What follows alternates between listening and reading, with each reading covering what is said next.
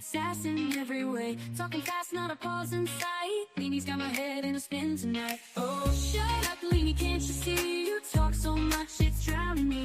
With your white hair and sassy flair, just give me a breath, let me share. Podcast queen with a wicked smile, running jokes mile after mile. Try to speak, but in she slides. Leanie makes it a wild ride.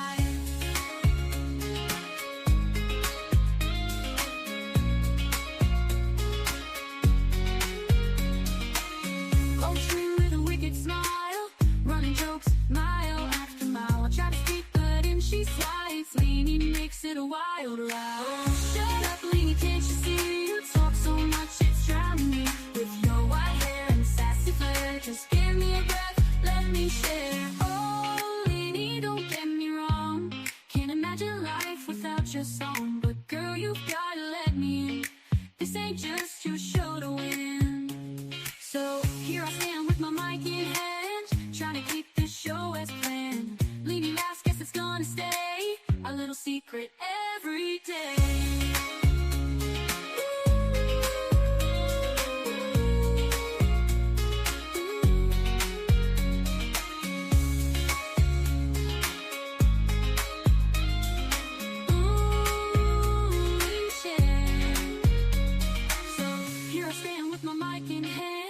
Trying to keep this show as planned. Leanie laughs, guess it's gonna stay a little secret every day.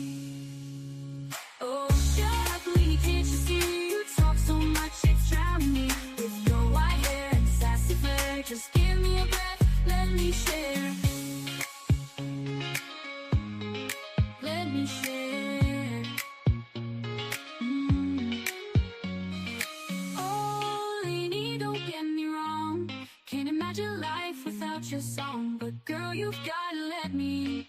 This ain't just your show to win. Oh, shut up, Leanie, can't you see? You talk so much, it's drowning me. With your white hair and sassy flair, just give me a breath, let me share. Oh, Leanie, don't get me wrong, can't imagine your life without your song.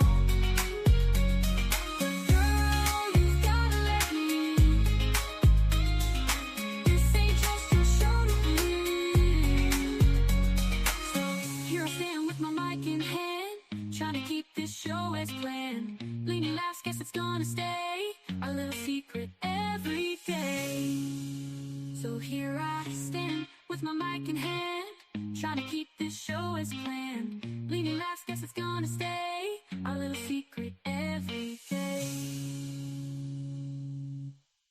Oh, oh, oh, oh, oh, oh. It started with a chat, just a few of us there, talking about life and the stuff we all share. From kids to chaos and the mess we make, we bonded over laughs and every mistake. From bad hair days to a joke or two, no topic was off limits, nothing taboo. We laughed till we cried, had each other's backs. A sisterhood formed in the middle of tracks. Sisterhood of the chat, we're strong and we're loud. From West Virginia, Liverpool, we're proud. From Texas to Australia, we've got the best. Lifting each other up, we pass every test. From the East Coast to the West, we cheer. From Indiana to New York, we're always here. From late night texts to early morning calls, we've been through it all, big and small. From talking fashion to the crazy stuff, we got each other's backs when life gets tough. We send memes and pics of the day gone wrong and the occasional "can you believe this song?" We share everything, no secrets to keep, like a wild dream that we never want to sleep. Sisterhood of the chat, we're strong and we're loud. From West Virginia, Liverpool, we're proud. From Texas to Australia, we've got the best. Lifting each other up, we pass every test. From the East Coast to the West, we cheer. From Indiana to New York, we're always here. From Tennessee, where the music plays, to sweet tea nights and lazy days. From England's hills to the country roads, our sisterhood's a bond that forever grows. Sisterhood of the chat, we're strong and we're loud. From West Virginia, Liverpool, we're proud. From Texas to Australia, we've got the best. Lifting each other up, we pass every test. From the East Coast to the West, we cheer. From Indiana to New York, we're always here. Through the highs and the lows, we've been there. When the world feels heavy, we just don't care. We're loud, we're bold, we're a little bit wild. but always there for each other, with hearts so mild. Sisterhood of the chat, we're strong and we're loud. From West Virginia, Liverpool, we're proud. From Texas to Australia, we've got the best. Lifting each other up, we pass every test. From the East Coast to the West, we cheer. From Indiana to New York, we're always here. So here's to the sisters who make life so sweet. We've got each other, no defeat. From the chat to the heart, it's all the same. We're a sisterhood forever in the friendship game. According to Lynette, the eclipse is to blame. But truly the Lord brought us together, and we'll never be the same.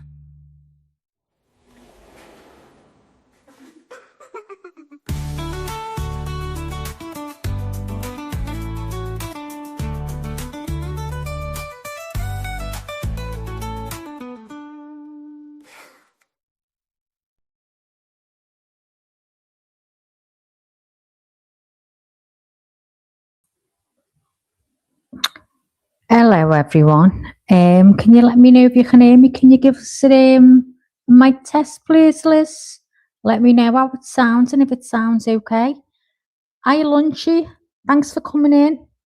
Lizzo, Mike, if you're still here.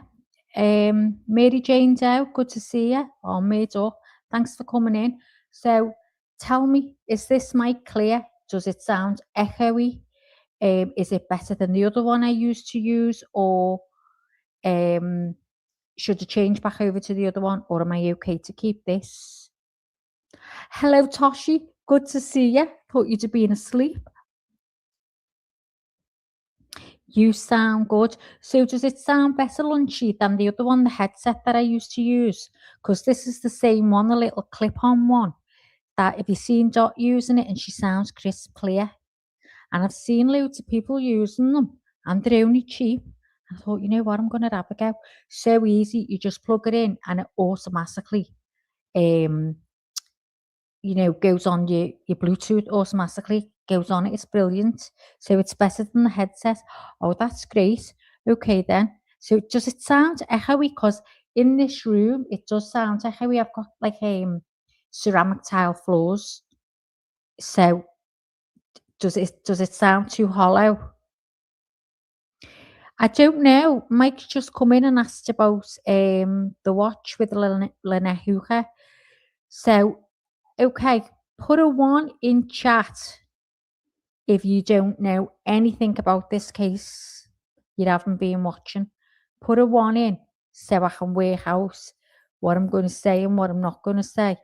And it's great to be back. It's just when I was in here before, I was like overwhelmed. I was like, oh my God, where's this? Where's that? Where's the other? I didn't have a clue. I forgot where everything was. I thought I'm going to end up on the camera and I won't even know it. So, but there you go. So you know what's changed now? Oh, Mike has the name of the last guy Leanie interviewed. Well, I don't know about that. I haven't got a clue. I'll have to watch that. I did start watching the replays, like, good few weeks like after Jessie, but so now what it looks like now, it's so different. You know the way you see the chat in, if you're in StreamYard, I don't know whether you use StreamYard. When you're in the chat in StreamYard, it's just like a normal chat you're watching on everyone else's. But you know this, this is like it's on boxes, all your chats are in blue boxes going down the screen. And I think it does make it a little bit easier. Let's see if it shows it on the screen. Hold on. Now, see the way it shows it on the screen? Like that's how it used to look, isn't it? But everyone's is individual in blue boxes. It all lights up. So we aren't on vertical. It doesn't matter, does it? I don't think. Hang on. So you can have it like that on the screen here, or I can take that one off, hide the vertical, and just have it as it was then. Which one's better for you? So what Leanie said was, don't worry about it being the vertical and that. Just stay over here, and whatever goes on over there goes on. Don't worry about it. So yeah. So, Mike, nice to meet you. I'm Maggie, Leanie's co-host. I've been away for a couple of months and I'm just getting used to being back. Everything's changed in StreamYard. So I hope you can all bear with me. So I'm going to be starting from the beginning and I need to pin something up, but I don't know how to do it. I haven't got a clue. To pin, let me see, let me press things. No, that says pop out. What's that mean? Okay. Um, I don't know how to pin something up to let people know what we're gonna be talking about this case anyway from the beginning. It's not a long one because it hasn't. It's gone. It just went dead for a while. There was nothing happening. And I hang on. I went to vertical. Still can't see him. Not to worry. Oh, why is that then? I know Mike's here now. Mike, you're over it. It says it doesn't say he's over there. You know, it says Lunchy. Right, okay. Lunchy, Lizzo, and yeah, Lunchy and Lizzo are the ones that are over in the vertical. Now, hang on. Now you're in the vertical. Because I can see I can see your phones at the side of your name. So you need to come in here. So come on over. Come on. Come on. Come on. Come on. So I'm made up. I've got the mic bit okay. So that's good. I'm just going to have a little swig of coffee. And do you mind if I give it another 5 minutes or so? Just to wait for more people to come in, if that's okay. I can see him. So you need to come over here. So Lunchy, you're still in the vertical. Lizzo, it's showing you're still in the vertical. Okay, Lizzo, she's over here now. Lizzo, you're here. So that's good. Toshi's here.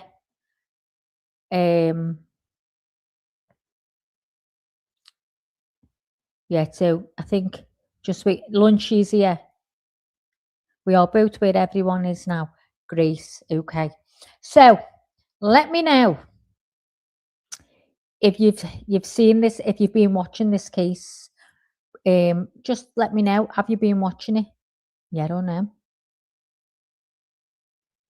Lunchy, it's been a blur for me. It's been an absolute blur. But I'm not even going to go there and talk about it because that'll be it. You'd understand, don't you, girl?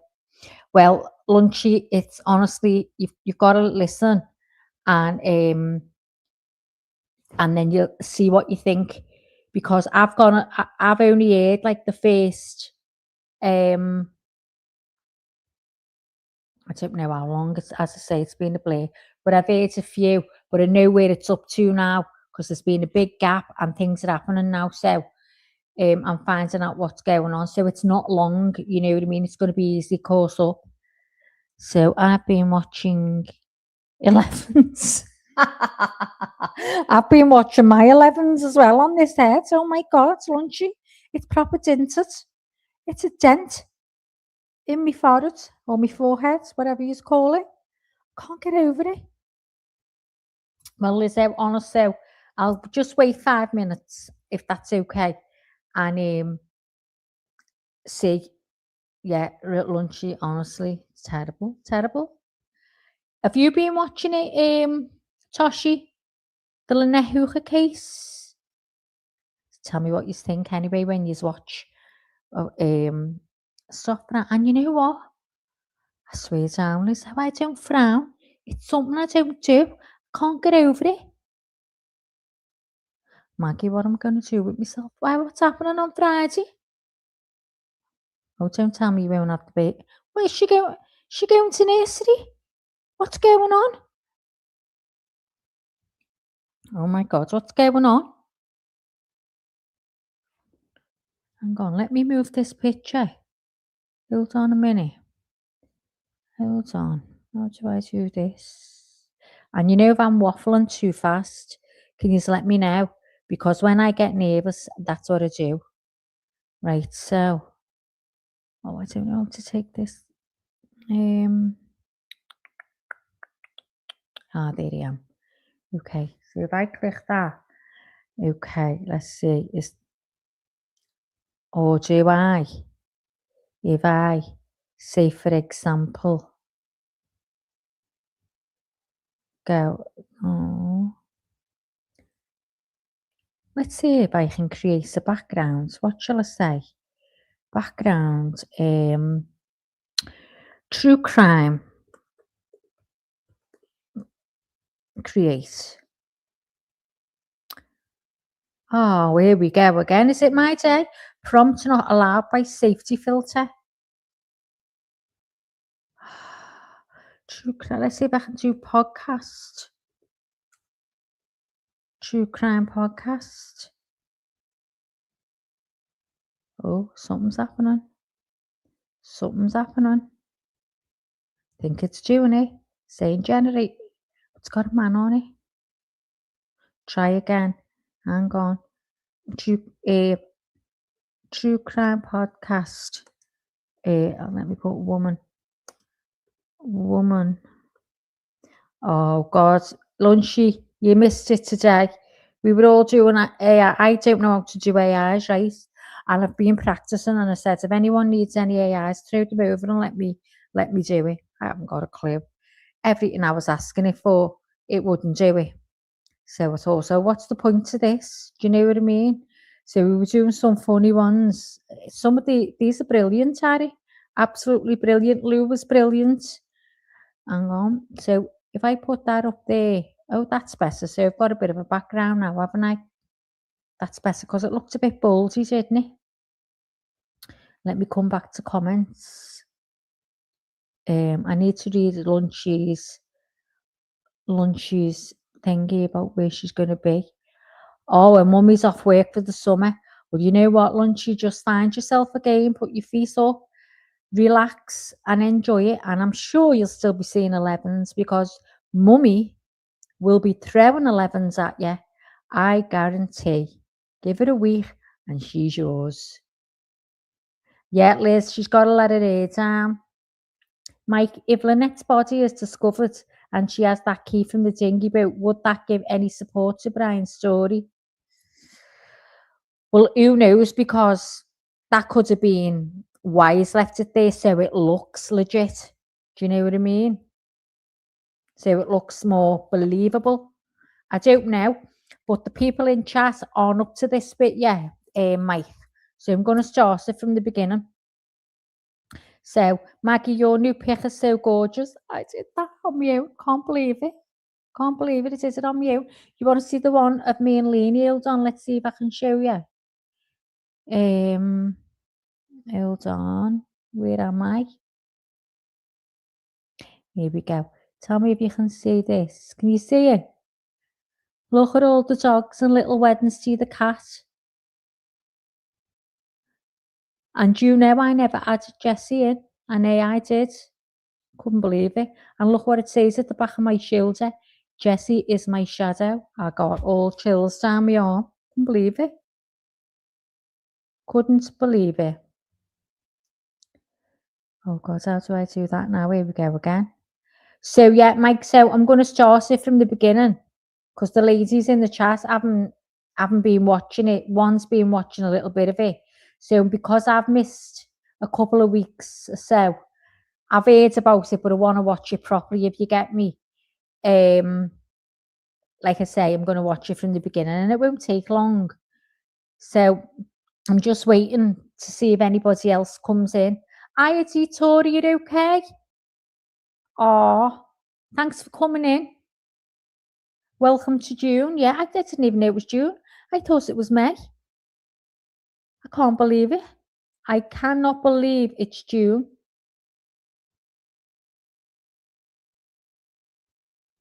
Oh, yeah, I love it. That's wild. I don't know what that means. So, yeah, we'll give it a couple of minutes. I'm just going to put some music on and try and do some stuff here in a minute.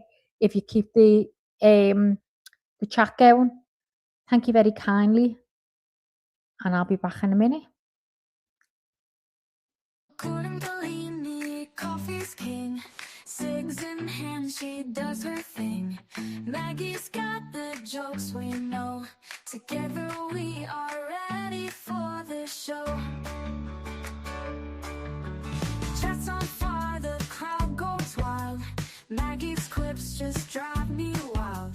Leanie's love for Java steams. We're living out our crazy dreams. On a chorus, Leanie, life's no lie.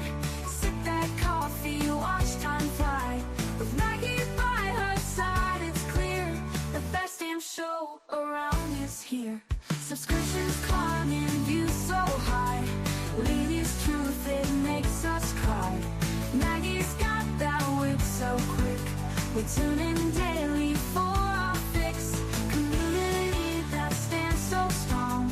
Laughing, chatting all day long. From sunrise to the longest nights. Leanie's tales put out our lights. On a coins, Leanie, life's no joke. Spark that cig and take a toke. With Maggie by her side, it's clear the best damn show around is here.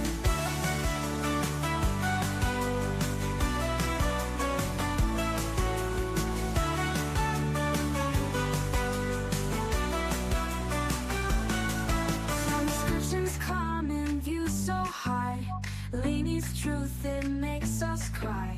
With Maggie by her side, it's clear the best damn show is always near. On a chorus, Leanie, life's no loud. Maggie's clips just drive me wild. Leanie's love for Java steams. We're living out our crazy dreams. On a chorus, Leanie, life's no lie. Sip that coffee, watch time fly. With Maggie by her side, it's clear the best damn show around is here. Best damn show is always here. The best damn show is always near.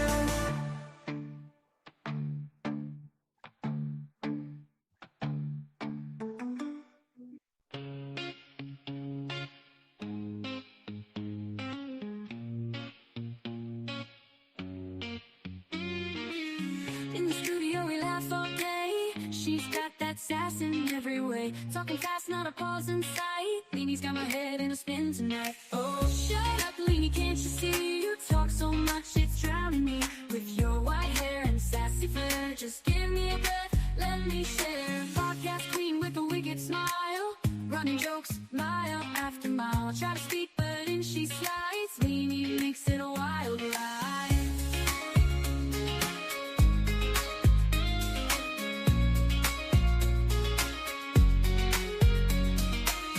Poetry with a wicked smile. Running jokes, mile after mile. Try to speak, but in she slides. Leanie makes it a wild ride. Oh, shut up, Leanie, can't you see? You talk so much, it's drowning me. With your white hair and sassy flair, just give me a breath, let me share. Oh, Leanie, don't get me wrong. Can't imagine life without your song. But girl, you've gotta let me in. This ain't just your show to win. So here I stand with my mic in hand, trying to keep this show as planned. Leanie laughs, guess it's gonna stay a little secret every day.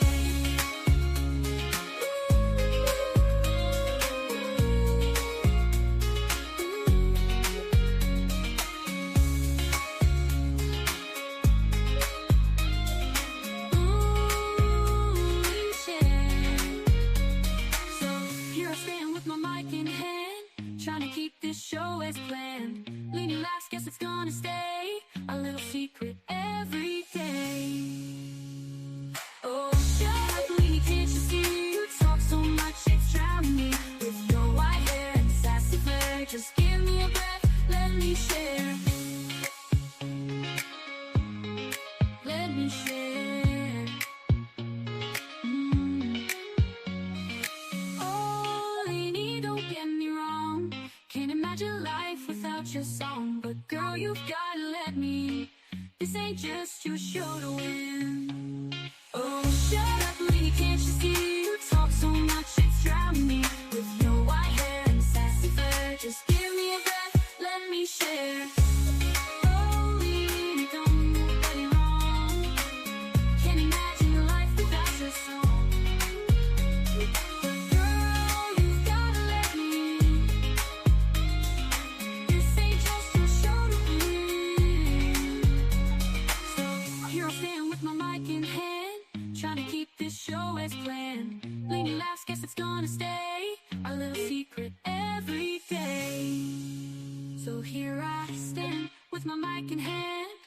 trying to keep this show as planned. Bleeding last, guess it's gonna stay our little secret every day.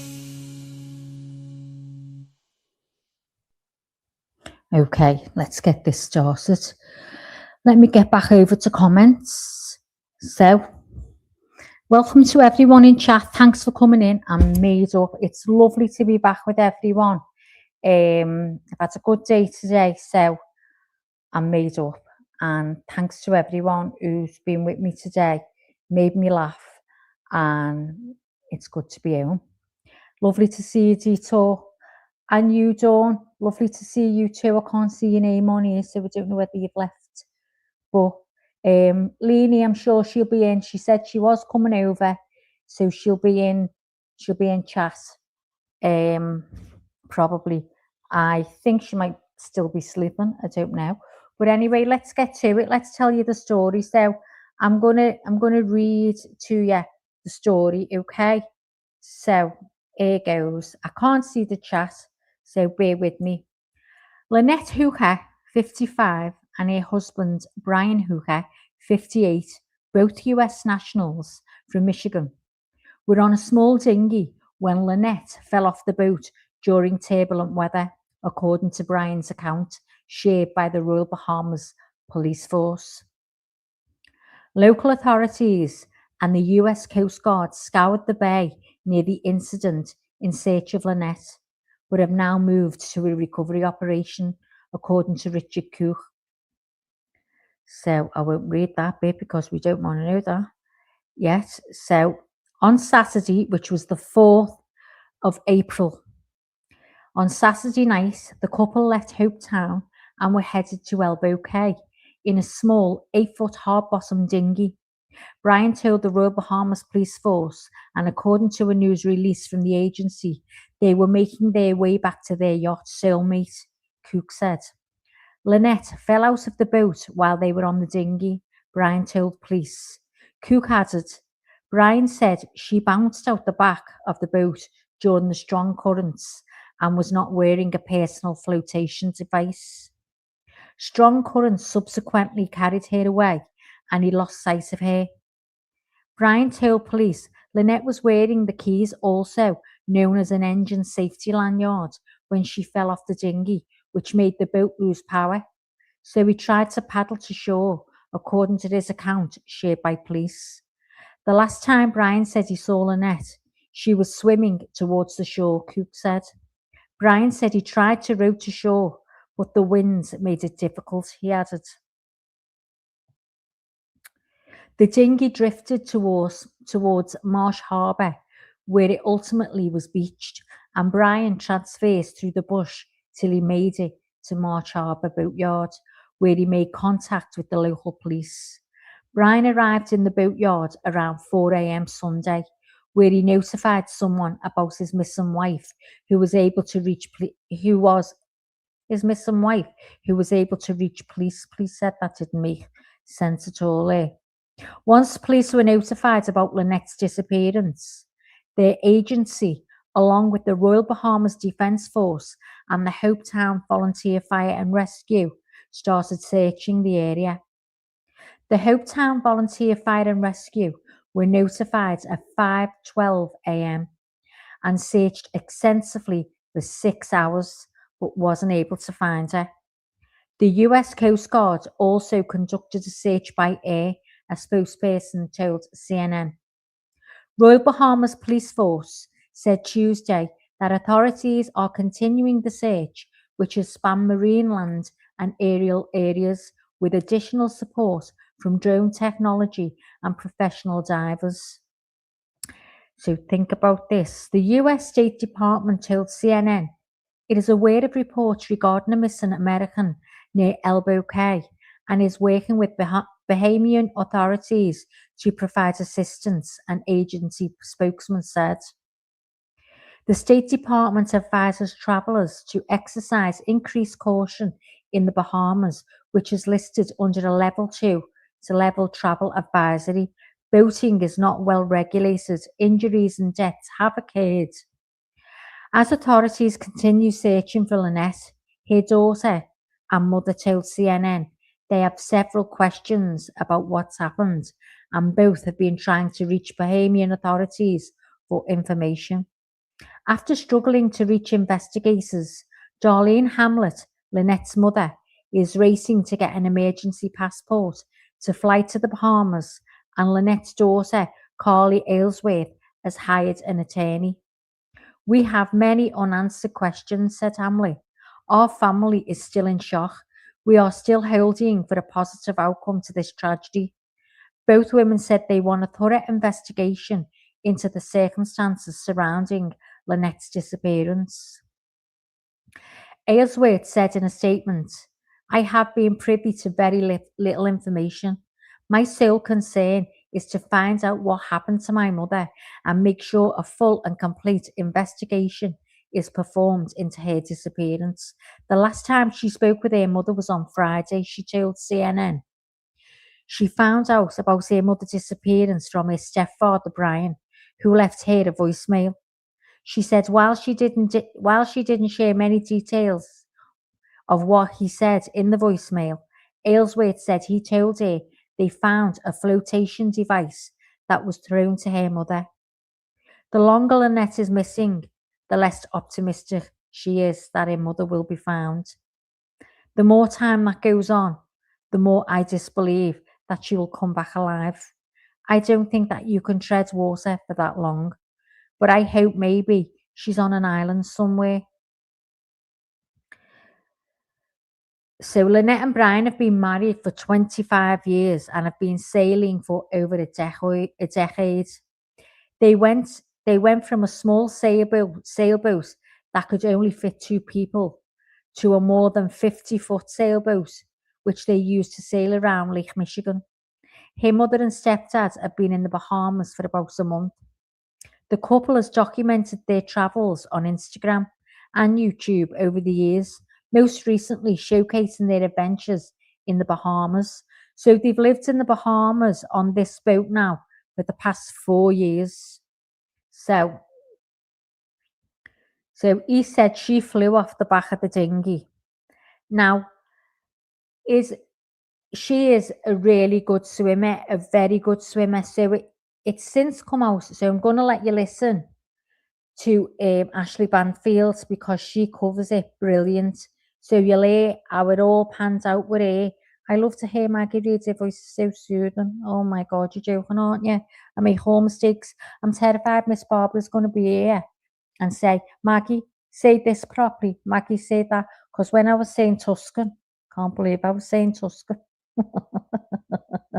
But I am who I am and I get it all wrong. I can't help it. So there you go anyway. So we're going to put Ashley on. I'm going to bring it up. Bear with me because I'll probably present myself. Let's see. Here we go. So pin your ears back, girls. Let me make this bigger. I can't see the screen. So have a listen. Hey everyone, I'm Ashley Banfield and this is Drop Dead Serious. Such are the perils of podcasting. I have just wrapped up an entire episode on this mysterious boating accident near Abaco in the Bahamas, where a husband says he was just bouncing along with his wife in the little dinghy when out she went and the current took her away and wouldn't you know it, she's dead. And so many other details that I'm about to tell you about that just don't pass the smell test.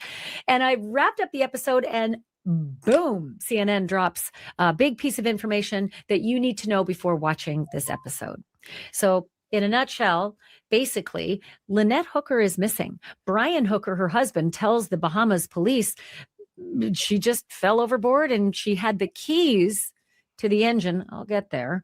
And she was separated and a current took her away and I paddled ashore and there we are. Don't know where my wife is. So my big issue was in his story and all the details because I'm a boater, y'all. I'm a boater. So there were a lot of things that stood out to me, little details that really stood out to me where I said, dip. I don't know that happens. And I don't think that happens. My spidey senses were like on fire right away. And I kept wondering, we're 4 days, I'm recording this on the 8th of April, Wednesday, and my spidey senses said, why are the authorities not investigating this as a possible crime? Where's the criminal investigation in the Bahamas? And there wasn't one. And so I did my whole podcast and I did my Can I just say, her lips aren't syncing with it, are they? And it's annoying me a little bit, but there's nothing I can do. Is it you and your heads in? If her lips aren't syncing?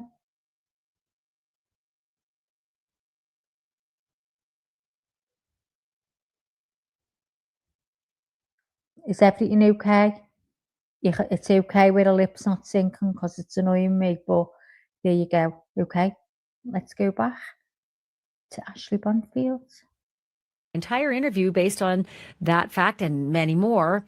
And wouldn't you know it, CNN is just reporting now that the U.S. Coast Guard, not the Bahamians, the U.S. Coast Guard has opened a criminal investigation into the disappearance of this American woman, Lynette Hooker, after her husband, Brian Hooker, reported that she just fell overboard and the current took her away. And well, she had the keys, so I couldn't get the engine going to get her.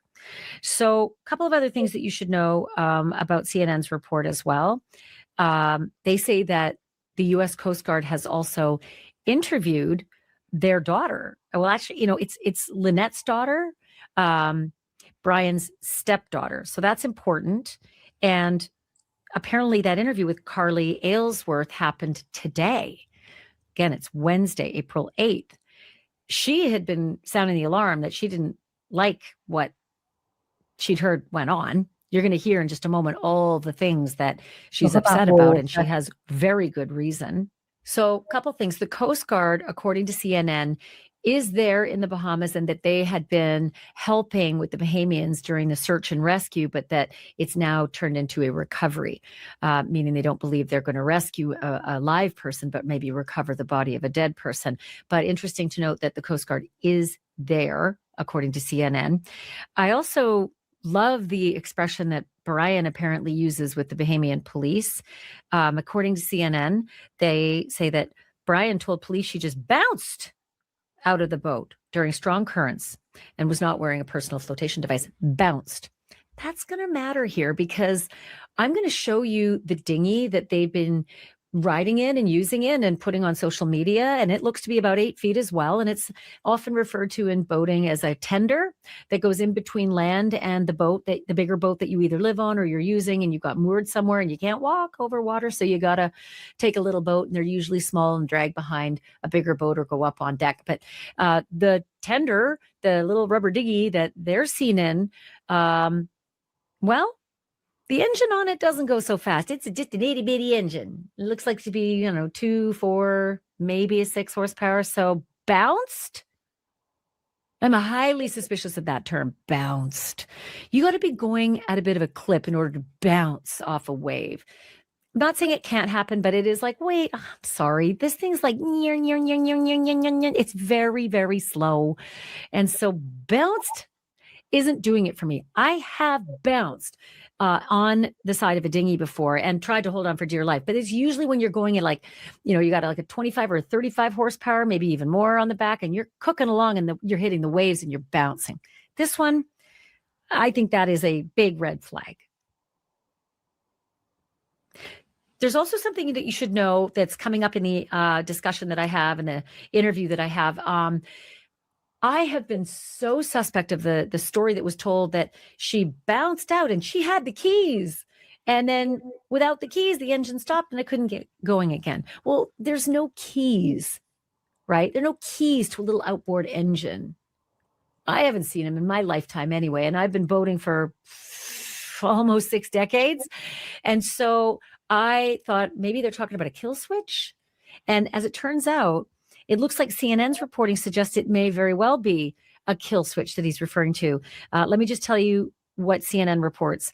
Quote, strong currents subsequently carried her away. And quote, he lost sight of her, Brian told the Bahamian police. Lynette was wearing the keys, also known as an engine safety lanyard, when she fell off the dinghy. Okay, that makes more sense now. Think about it when you're on a jet ski and you put that little bracelet around you that has a little coily cord that goes into a plug, that if you go bouncing or flying off, the jet ski will stop and you can swim back up to it. It's not just going to keep going off to the horizon, right? And leave you to drown. Those are called kill switches in just common parlance. And you have to be the driver to be using. So I'll stop that there a little minute. So also, is the sound okay? Can you hear everything okay? Hi, Possum. Good to see you. So did you see the picture of the water, the way it was like crystal clear, and people can stand in it? But he was saying that the weather conditions was where she bounced off the boat. So things have come to pass now. There's a lot of red flags, basically. So we'll carry on and see what happens here. But as time goes on and Ashley Banfield starts covering it, every time there's a bit of news, honestly, she's so passionate about it. It's like it's one of her own she's talking about. She's so angry and she's adamant she can't stand him. She can't stand Brian Hooker at all, the Lynette's husband. She's just like she said, there's no way. So Lizzo said they said it wasn't that choppy. No, that's it, Liz. They said that the water she could have stood up in. But they had life jackets. They should have been wearing a life jacket, but they didn't. He said not many do. But they were under the seat and he never thrown in a life jacket. He thrown it, one of those things. It's like like what you call them in America, like polystyrene. Floats on top of the water. The kids can use them in the swimming pool to like float on. So he apparently thrown one of them. And they asked what she was wearing, and they said she was wearing a black swimsuit, but she had a black swimsuit with that blue shirt over it. You see it in the picture in the blue shirt. So I've got to slip you all in my pocket. Time to cook dinner. Okay, Lunchy. See you soon, love. Yeah, the water's so clear. So anyway, here goes. I'll play it again. Sam. The kill switch bracelet. And usually you're in the boat by yourself when you do that. Because why would you want something to kill the engine if you fall out? You'd want the other person in the boat to go and drive the engine and the boat back around to you. So that doesn't pass the smell test for me either. No, that you get in the boat with two people and you put the kill switch on your wrist. Wouldn't happen. That is nuts. That's nuts. And also, Lynette's daughter, Carly, says that mom never drove the boat. It was always Brian who drove the boat. Okay, I'm willing to suspend disbelief there because maybe there was drinking involved and maybe he was too drunk. Whatever it is, maybe she was driving. But again, unless you were afraid of the other person in the boat.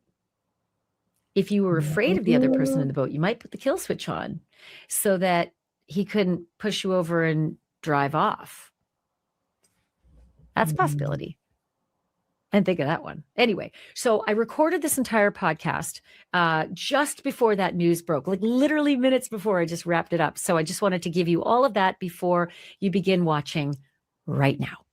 Hey everyone, I'm Ashley Banfield and this is Drop Dead Serious. Have you been following this very, very strange boating accident in the Bahamas? So I have, first of all, I love a mystery, but also I'm a boater. And not only am I a dinghy boater, but also other kinds of watercraft and yachts. Like I actually have been a sailor on the kind of sailboat that the Hookers have been sailing on. Lynette and Brian Hooker apparently been sailing for over a decade, been married for 25 years. Lynette went overboard when they were taking the little 8-foot dinghy from land out to the yacht. She went overboard. Brian says, I couldn't get her. The current took her away too quickly. And she had the keys. And the engine stopped and I couldn't. So all that, to me, who's a boater and spent a lot of time in a dinghy, especially them little inflatables, was like, what the? That's not exactly how it works. You don't have keys to these little dinghy boats. They're usually outboards. Either you pull start them or push button start, but you don't have keys. There are no keys. Okay, look, I'm willing to say that might have gotten lost in translation, whatever, game of telephone. It was reported one way, it came out the wrong way. But let's just talk about the logistics of it. Because there are kill switches that exists in those kinds of boats, right? A kill switch is like, it's like a little plug-in that goes into the engine. And if you pull it out, the engine stops, right? And unless you put it back in, you can't restart the engine. And typically those are for when you're alone on a sea-doo. You've probably seen, put the kill switch around your wrist in case you get bumped off and the thing keeps going without you and goes into the sunset and you're left alone and you need the thing to stop, right? So that's usually what a kill switch is for, when you're alone. And in those little boats, okay, maybe there's a kill switch on that engine. It's not that I haven't seen it before. I have, but you'd be the driver. And the driver is usually holding on to the outboard, right? There's a shaft and it usually has the speed on it. Sometimes the speed is elsewhere on the engine, but generally you've got like a handle, right, that you're holding on to, plus the side of the boat. So you're positioned this way. If you're going forward, you're holding you move the microphone here. You're holding the shaft of the outboard. Sometimes you have your hand on the side of the boat and you drive that way for balance, for positioning. And so that kill switch would be around this wrist. In case, boink, you get bounced out, out comes the kill switch with the little coil that's on your wrist. But if there's somebody else in the boat, you don't put the kill switch on your wrist. Because why would you? Why would you? The kill switch would stop the engine. And if you get bounced out, they can't come get you. The kill switch is for when you're alone. The kill switch is to make sure the boat doesn't take off and maybe even circle back and cut you up or leave you alone to drown. It's when you're alone. It's not for when there's someone else in the boat with you. Keys? There's no fucking keys to an outboard. And if you've ever seen the pictures of, Brian at least, and Lynette's little, what looks like a little 8-foot tender, the thing you get back and forth from your yacht to the mainland or to a dock or to another boat, that's a little outboard. And I've seen that engine on that. I don't know that this is the one they were in. I'm only presuming because it's on their social media accounts. It was. That looks to be like something between a 2 horsepower and maybe at the max a 6 horsepower. I don't even think it's a 6. Almost looks like a fishing trawler. I mean, honestly, you don't get a lot of speed on those. Which leads me to my next issue. If Brian Hooker is saying that Lynette, somehow ended up falling out of the tender, well, I can understand getting bounced out, but not with an engine that low horsepower, right? That thing don't even get going. Doesn't matter how big the waves are. You're not going to bounce out when you can barely get that thing going. You going a little bit faster, you might bounce and bounce out. Don't get me started again on the kill switch. You're not wearing it if you're sitting up forward. And here's what's interesting. Lynette Hooker's daughter, her name is Carly Aylesworth. She says that her mom wouldn't drive. It was usually the husband, Brian, who would drive. So again, she don't got no keys if she's a passenger. There are no keys to a little itty bitty outboard engine. So I'm really suspect about this whole story to start with. Also, I've been boating for my whole life. And you may have seen some of my Instagrams. I used to go into town from the island where I live in the summertime in Canada. I usually live up in Canada with my family for better part of 3 months. And I would have to take a boat into town in order to do the TV show from the studio that I built, in the main town nearby. And then when that show was over, late at night, I'd get back in that boat and get back out to the island. And didn't matter what the weather was. You can't walk to an island. You got a boat. And so I would often go in really inclement weather, lightning, rainstorms, windstorms, waves, all the rest. I just come back into chat. Let's have a look. See if you've got anyone new come in. Is everything all right? They were both drinking all day in the hot sunny weather, and that's not now.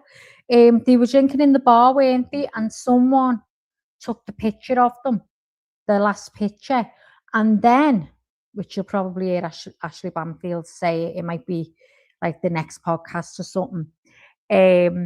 You see him on his own, standing on the, like, is it the beach where, you know, just before you go into the water, and he was just standing there, and there was no sign of it. Because at first I was thinking, when she completely gone missing, they had drones up and stuff, and they were all searching.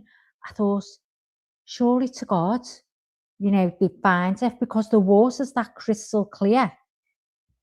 And they said where she was, where they were, there's like all little islands. They're like sort of in the middle, and there's all like little islands around them, like sandbanks, whatever you call them. That's what we call them. There's little sandbanks and stuff around them.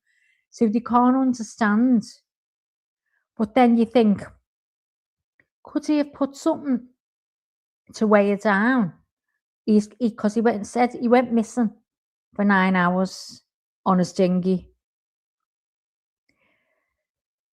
So could he have taken her body somewhere? I mean, where could you put it?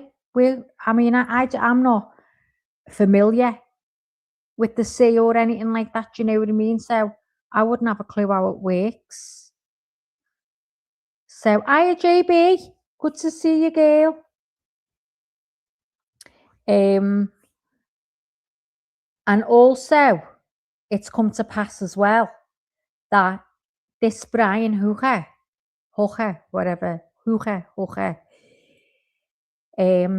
he turns something off that shows, you know, you can be spotted, you know, where you can see aeroplanes and you can see boats and stuff like that.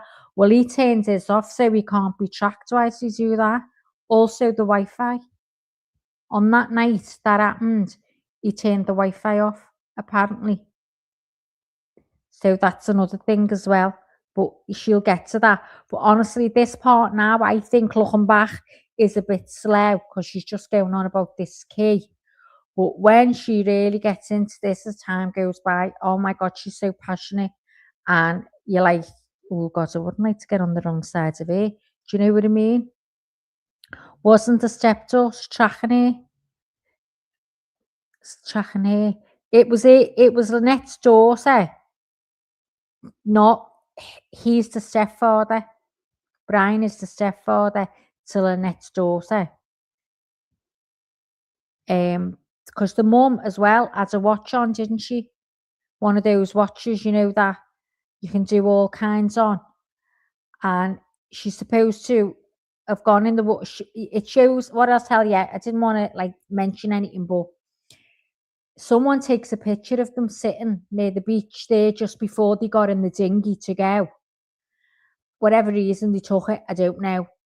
Maybe they were saying, God, they've had a few drinks and they're going to get on that dinghy. Who knows? That's why they took the picture. But if you look on the picture, she's got the watch on. Now, on Soulmate, not the dinghy, the proper boat, her watch is supposed to have been there. So how was that? Yes, she couldn't track the journey because it turns everything off. So, yeah. So, how was she wearing the watch on the picture? A last picture taken before she got on the dinghy, which was to take them to the boat, the Soulmate, which they never got there because she bounced off, supposedly. And the watch was on the boat. So that's dodgy, isn't it? Straight away.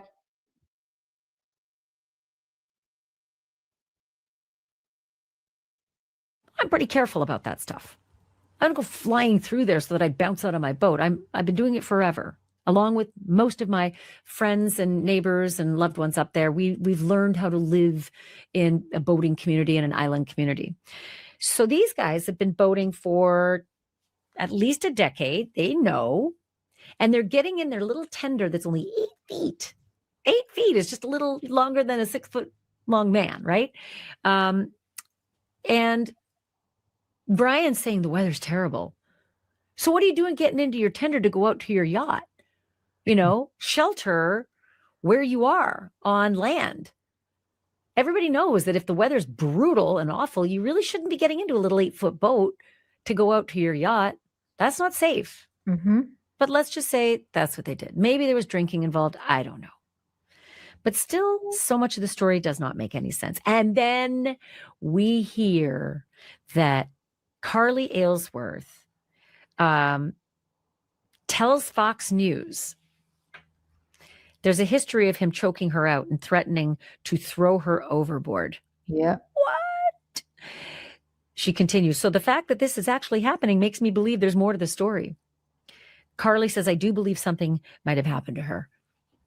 Yes. So apparently their relationship was very volatile, and she got in touch with her friends and said they were too close on that boat. In other words, there was no room for them to breathe, and it wasn't going good, and she was coming back, and that's what she was planning to do. And the daughter said he's choked the mother. She's had bruises and stuff on her, and her friends have also got text messages to say what's happened, and she's ended up going back to him. But it looks like now she was planning to get away from him, and then this happens. So it just, I mean, I wouldn't have a clue about boats and all that, but I thought when you're on that little dinghy, who would go on that if the waters are dodgy? Someone took pictures. Someone was on their boats and said that the water wasn't. If they were on shallow water, the water was still. There was hardly any movement at all. So, yeah, let's carry on. Not only that, but Carly Aylesworth also told Fox and Friends, quote, I've seen him choke out one of his daughters before. Yeah. And he had to go to court for that. I was only in 3rd grade, end quote. Again, this is Brian Hooker's stepdaughter, Carly Aylesworth, whose mother is now missing, right? Brian's wife, Carly's mom, now missing, with this weird story about falling out of the 8-foot dinghy on the way out to the yacht, and the current swept her away, and oh no, I paddled into Marsh Harbor. She also says that when Brian drank alcohol, his persona would change. She said, quote, he starts to act more like a more smart assy and more picking at you, and like, I know this will irritate you, so I'm going to do that type of attitude. That's what Carly Aylesworth said about her stepfather, Brian Hooker. This all happened Saturday night, and I'm recording this on April 8th on a Wednesday. So it's been days. And we've just come to learn that Carly says that her stepfather didn't even tell her that her mom had been swept out. This is his story, swept out by a current, and he couldn't reach her. Didn't even tell her for 24 hours. What's that? Right? I mean, the search and rescue is going on for 24 hours and you don't tell her daughter until 24 hours later. That's weird. Again, okay, maybe some people do that. Get a story together. I'm going to stack up all the weirds, right? Because after a while, I start saying there's coincidences and weirds, and then there's just a big old pile, and it starts to look pretty suspicious. Yeah. So Carly is, back here in the U.S. wondering what the F.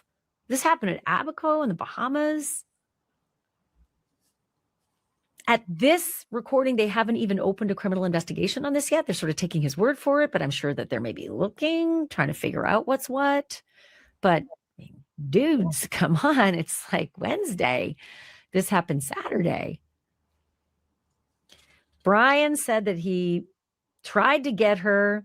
She was swept away by the currents after falling from the dinghy. They were trying to reach their yacht. He's 55. She is, let's see. Sorry. She's 55. He's 58. her daughter says, quote, Brian's always driving. So he basically is in charge of the key. Again, using the term the key, it's not a key. I mean, look, I could be wrong here. I've just never seen a key to a little outboard, especially something with that tiny little horsepower. Could be talking about the kill switch. That might be it. Maybe it's something like the engine to a jet ski, but not what I saw. It's just a tiny little thing, if that's the one they're in. But usually one of those little rubber dinghies, it's not like a jet ski. You don't have keys to those. So I'm surprised at that. She goes on to say, so the fact that my mom had it doesn't make any sense. Again, could be the kill switch plug. It could be that they're talking about. Then the news is that Brian paddled to the Marsh Harbor boatyard. The Marsh Harbor boatyard, arriving at 4 a.m.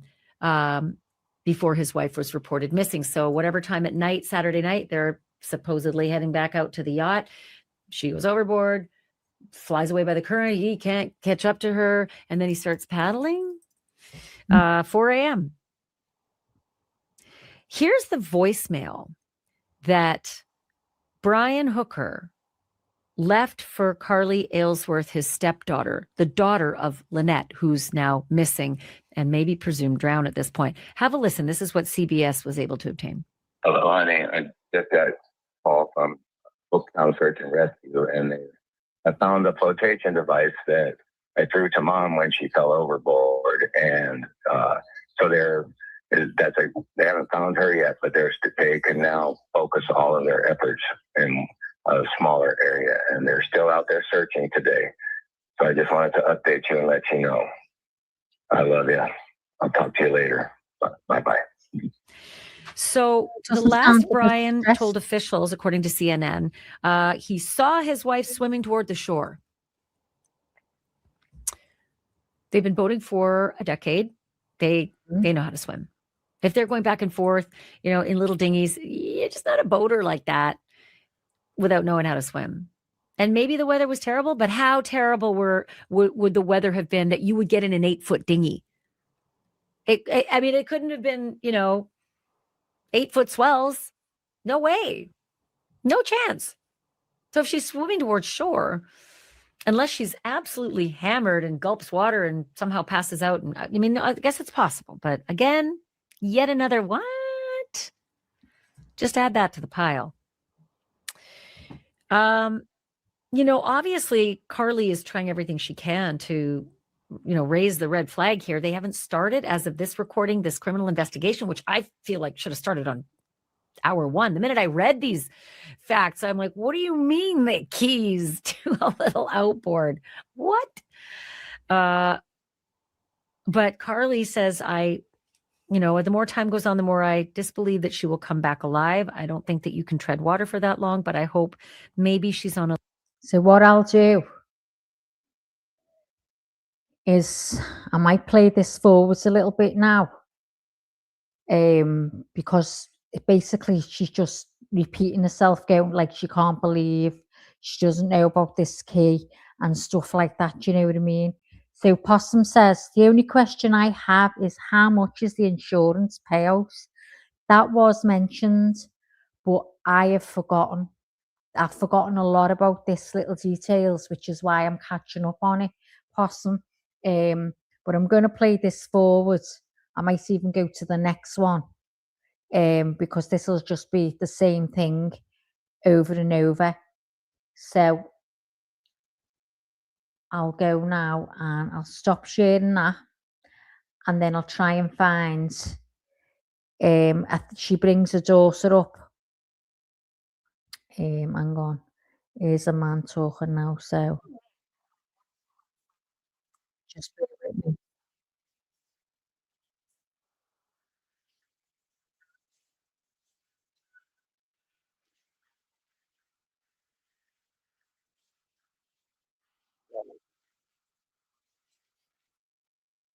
Okay, let me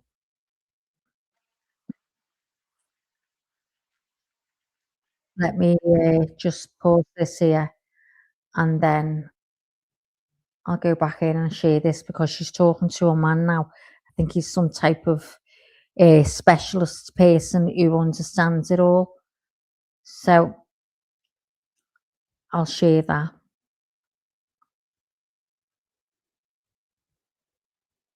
that full screen, and there you go. Given what we know and what we don't know, because this is very early on, we don't even know if this will result in a criminal investigation. What do you make of what has transpired this early in the case of Mr. and Mrs. Hooker in the Bahamas?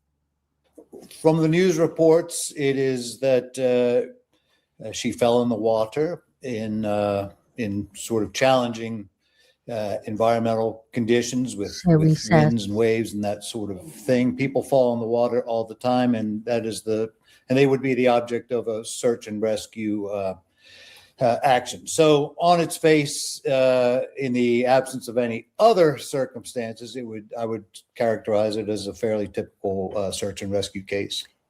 I am trying to play through everything that happened because I'm a boater, and actually I'm a dinghy operator. I'm a captain of moderate vessels, but I don't know a lot of 8-foot hard bottom dinghies that have a separate key that if you fall in the water and get separated from the engine, it would stop the engine. I'm familiar with kill switches, but usually that's when you're alone in the boat and you're connected to the outboard. And if you go over, the engine stops and you can make it back to your boat. It's not typical when you're in a boat with someone else.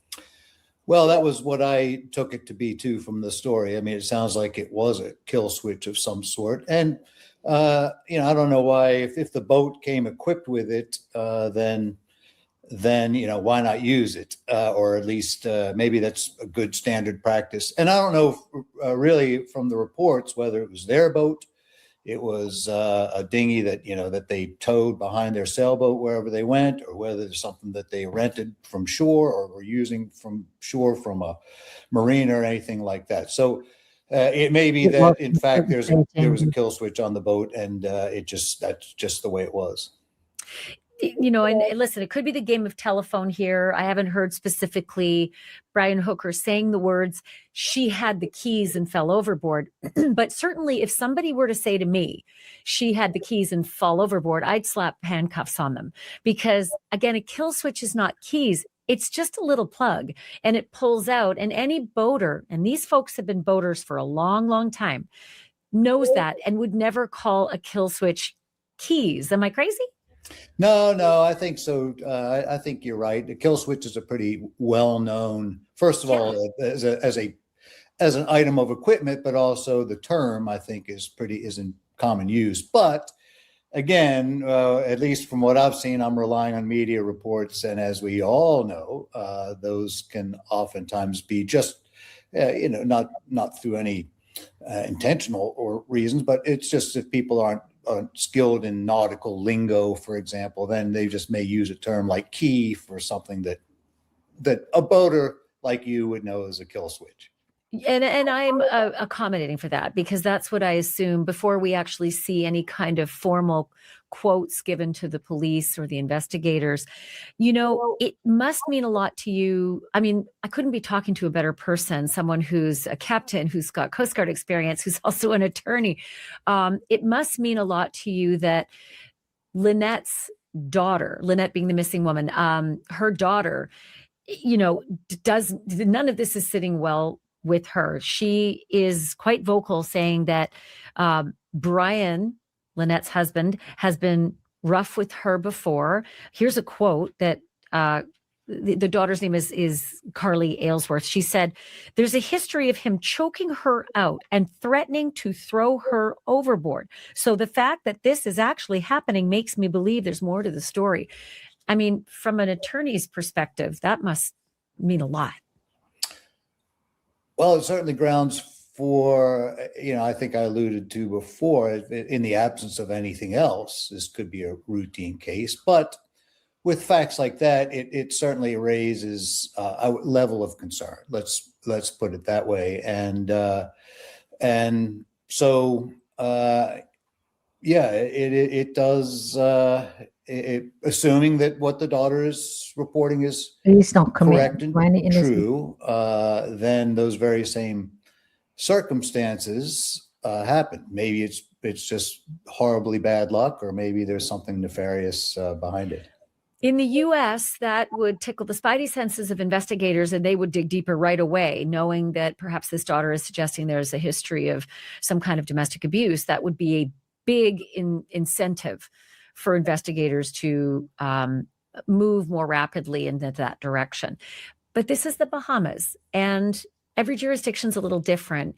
And maritime incidents are also different. Can you walk me through a little bit of how that, complicates things here? Yeah, for sure. If it's in Bahamas, then they're going to have the primary jurisdiction, whether it for law enforcement purposes, whether it happened on land or in their waters. I presume from the description, it's very close to Bahamian land, so it'd be in their territorial sea. And in those waters, that's the sovereign waters of Bahamas, and they would have the principal law enforcement jurisdiction. So they would have primacy. Now, if the U.S. had a particular interest in this case, they could ask the Bahamians to conduct more of an to conduct an investigation at all, or to conduct more of an investigation than they otherwise might. Or the U.S. could request from the Bahamians that they be permitted to join a Bahamian investigation, or to otherwise participate in what Bahamas is doing. But so also, what was said by Brian Hooker was he wasn't leaving the island until Lynette was found, and he said it's going to have to be what was it, the top cops or whoever that I'd have to stop me. They'd be the only people that could stop me. I am not leaving without her. And within 4 hours, he was on a plane going home. So no one's heard from him since. Don't know where he is. He said his mum was sick, but according to Lynette's daughter, she said his mum is sick, but she's been sick for years. It's not something he would have to rush home for.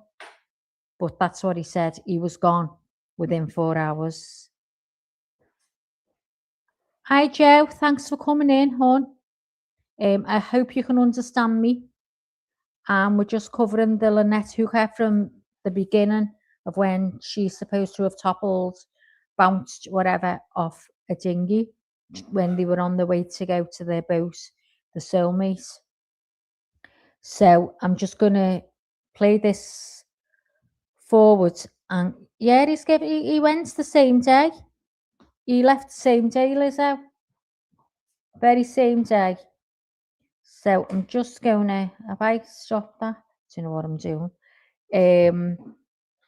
So let's see what happens. I might have to go to the second one now.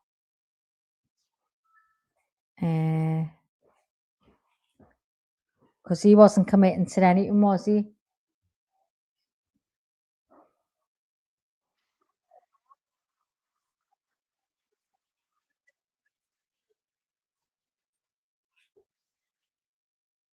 Hold on, I'm just playing this. Okay, this might be something better. It's not repeating because it's just go over it a little bit and just going on about that key all the time.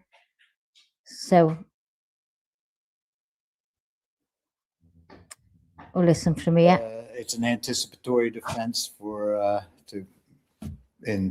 to mask something. I mean, you're being far more charitable than I would be. No, I read that first line and I thought, shut your mouth. Stop defending yourself. Your wife may still be on an island searching for food. Like I thought if this were my loved one and what he said really happened, my post would be, God help us, help me find my wife. I'm begging the Bahamians to get every search and rescue vessel out there.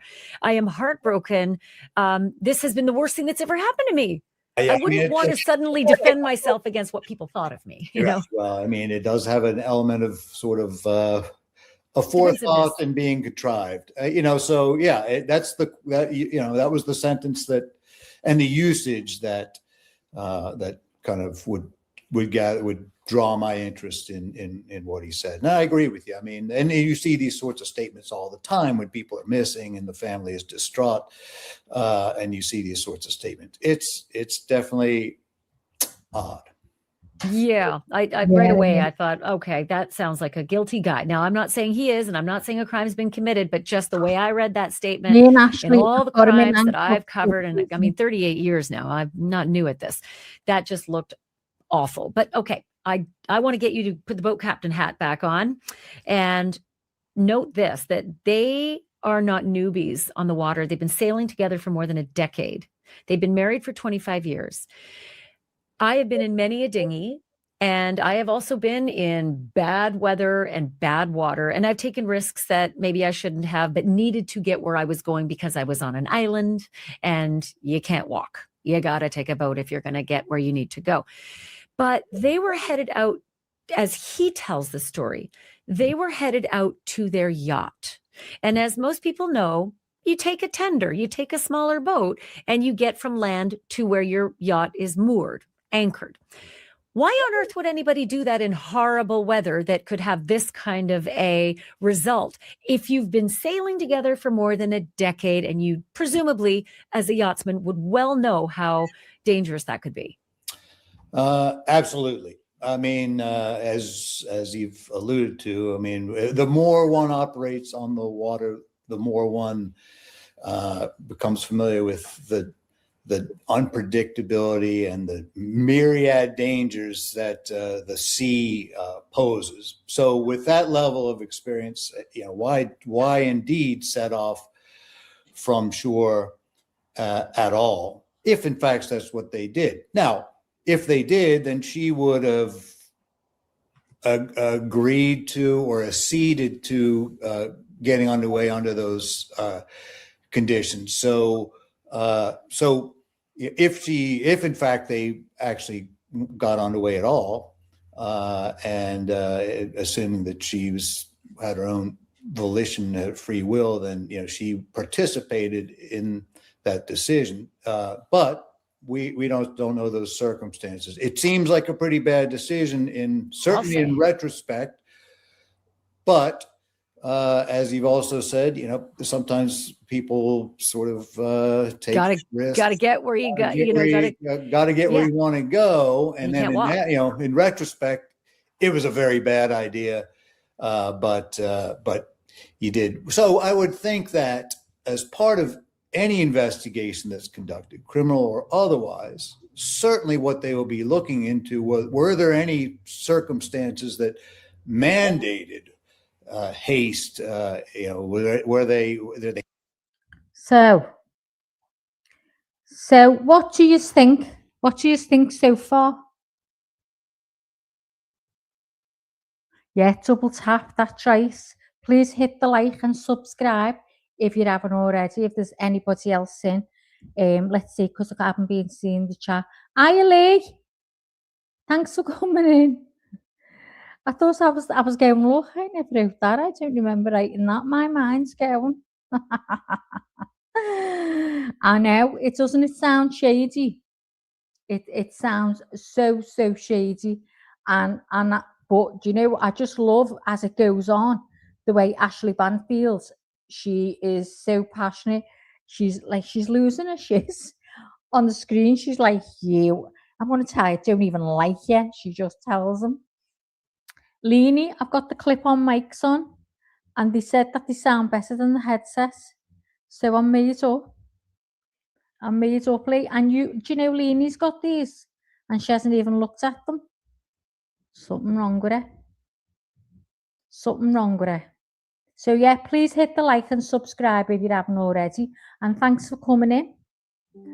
Let's get, what's this say? Dismiss Windows security. Microsoft. Oh, I don't understand all that. So I've just turned that off, and it probably needs updates too, and I haven't got a clue, so I'm not doing it. So I can't interrupt with the show. So I'll have to get a virus, that's it. She is not right though, is she, Mackie? No, she's not right, Liz. Not right in the brain. So everyone in the bushes, right? Can you come in and please hit the like? You can get back off. You can go back in the bushes if you want. Entirely up to yourself. Or come in and watch the show and talk to everyone. You're quite welcome. So I'm going to go back over. I'm going to move it forwards a little bit, to be honest. So bear with me.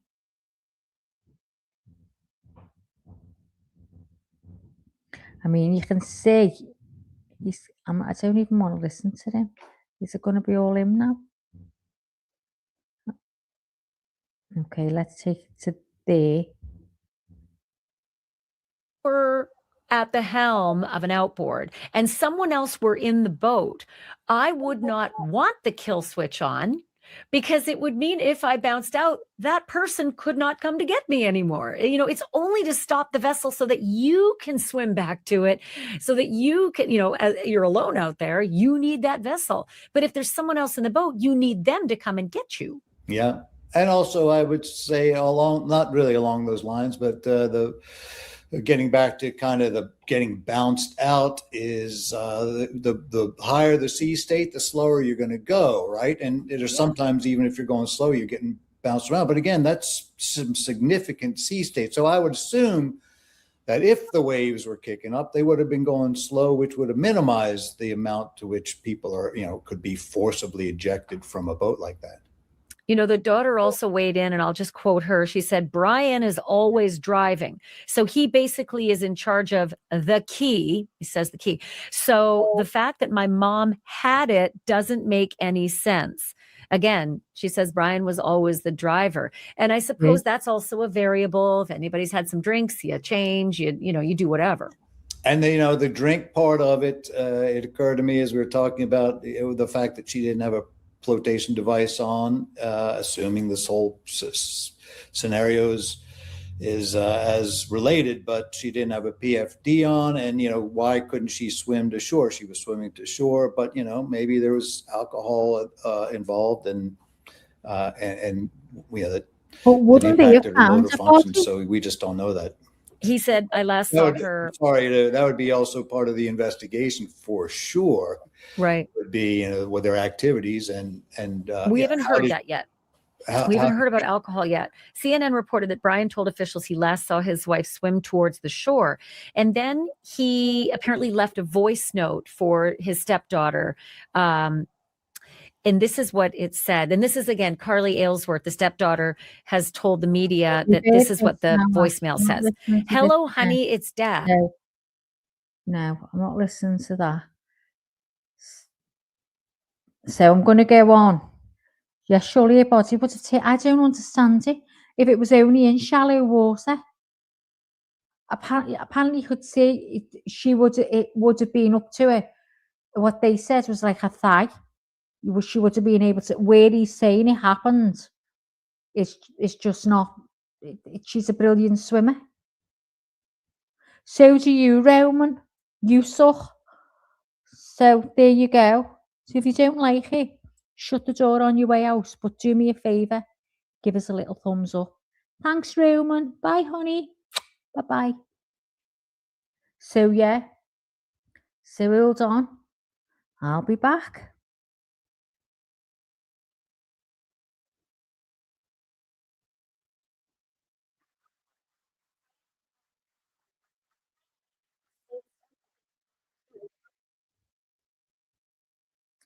So if you can still hear me, I'm trying to get this next one. Okay. I think this is where the daughter comes on, so I'll get it in the right place for you. Because she'll just go over it again and again.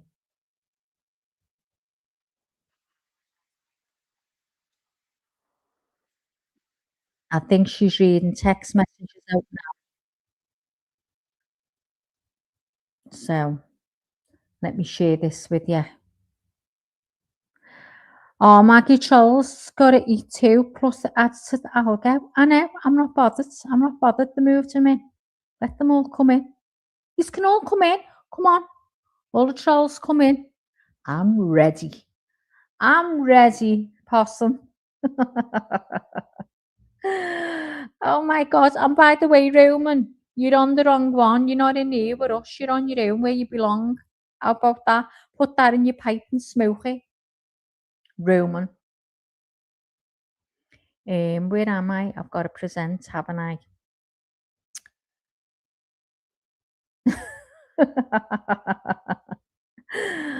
Oh, possum. Honest to God. First day back as well. Do you know what I mean? Brian, Carly has told me that the circumstances were so bad that she had tried to leave him twice before, but that financially she felt tied to him. Oh. She felt as though her mother and Brian had been drinking a lot lately, and said that, this is what Carly said, that Carly's mom, Lynette, said that when Brian was drinking, it was so bad, it was embarrassing for the people around them to see his behavior. Also, there was talk of divorce. According to Carly, her mother had talked about divorce. And when I specifically asked Carly if she thinks that her stepfather killed her mom, her answer is harrowing. So you're going to see that entire conversation in just a moment. But I want to read for you some of the text messages that Lynette shared with a friend of hers. Some of them are from 2015, and some of them are from 2022. So let me start with the text message most recently from 2022. Lynette says to her friend, "Nothing but fighting since we bought the boat. Then he started turning to insults. So I packed my stuff and left. I'm in Florida visiting parents. I'm okay with it. I feel nothing. It's something I probably should have done 15 years ago. But now I need to find a job. I gave up everything I worked for. There's nothing to fight over. It's scary and exciting at the same time. I'm lucky to have awesome parents who support me, but I'll never marry again." Those, again, are messages from Lynette to her friend in 2022. And in one text to the same friend in 2015, Lynette says, "I was warned.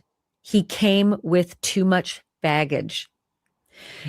You should know that, as Carly describes it, her mom and Brian were retired, and they were living on their 55-foot keelboat called Soulmate and sailing around. So this was supposed to be, living the dream in retirement.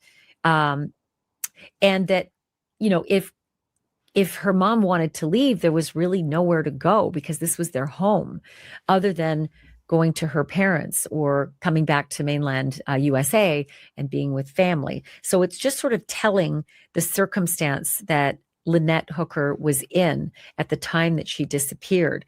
Carly seems to think there may have been life insurance, something that her mom may have been able to get from her prior job. She's not sure about that, but you'll hear how she describes it in our interview. I do want to share with you a GoFundMe that Carly has started. She wants to travel to the Bahamas to try to figure out what is going on with the Royal Bahamian Police with this investigation. Will they charge him? She wants to see where this happened. Obviously, if this was your mom, you would want to go right away to lay eyes on this and make sure that what should be happening is happening. And so she and her family have launched Help Find and Honor My Missing Mom. Again, Help Find and Honor My Missing Mom. It's Carly Aylesworth's GoFundMe.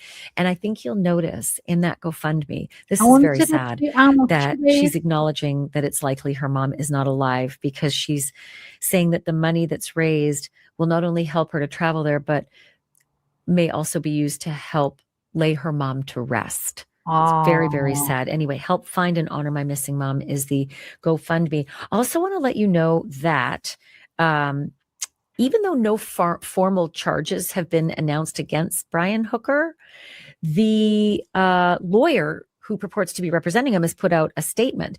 Terrell Butler in the Bahamas has released this statement, and she says, "Mr. Hooker categorically and unequivocally denies any wrongdoing, and in particular, the allegations recently made by Carly Aylesworth. He has been cooperating with the relevant authorities as part of an ongoing investigation. Mr. Hooker cannot provide further comments to the media or the public at this time while the investigations are ongoing." So again, that is Terrell Butler, Bahamian attorney, apparently Now, I retained said, by. Liz, which I've just thought as well, that it was the same day and he left. It wasn't because he had a solicitor speaking for him at first, and he was onto the media and he was telling his friends says it was just so weird. He said you just wouldn't believe that his wife's supposed to gone overboard. And our rapper, don't be sorry, love. Not to be sorry about. I'm not sorry.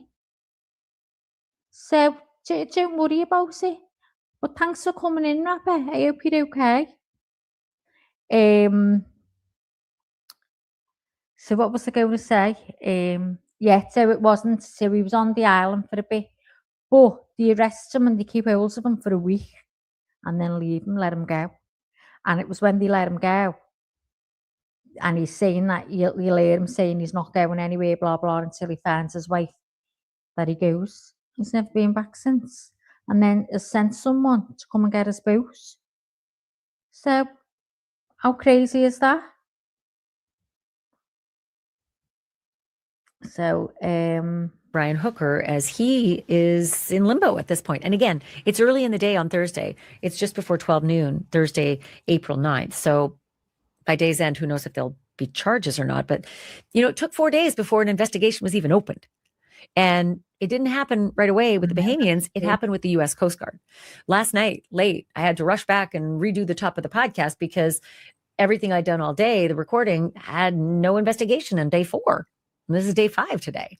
And late in the evening, the U.S. Coast Guard in the Bahamas opened its own investigation. And then today we learned that there is this criminal investigation. In fact, I think late last night, we learned that he was being detained.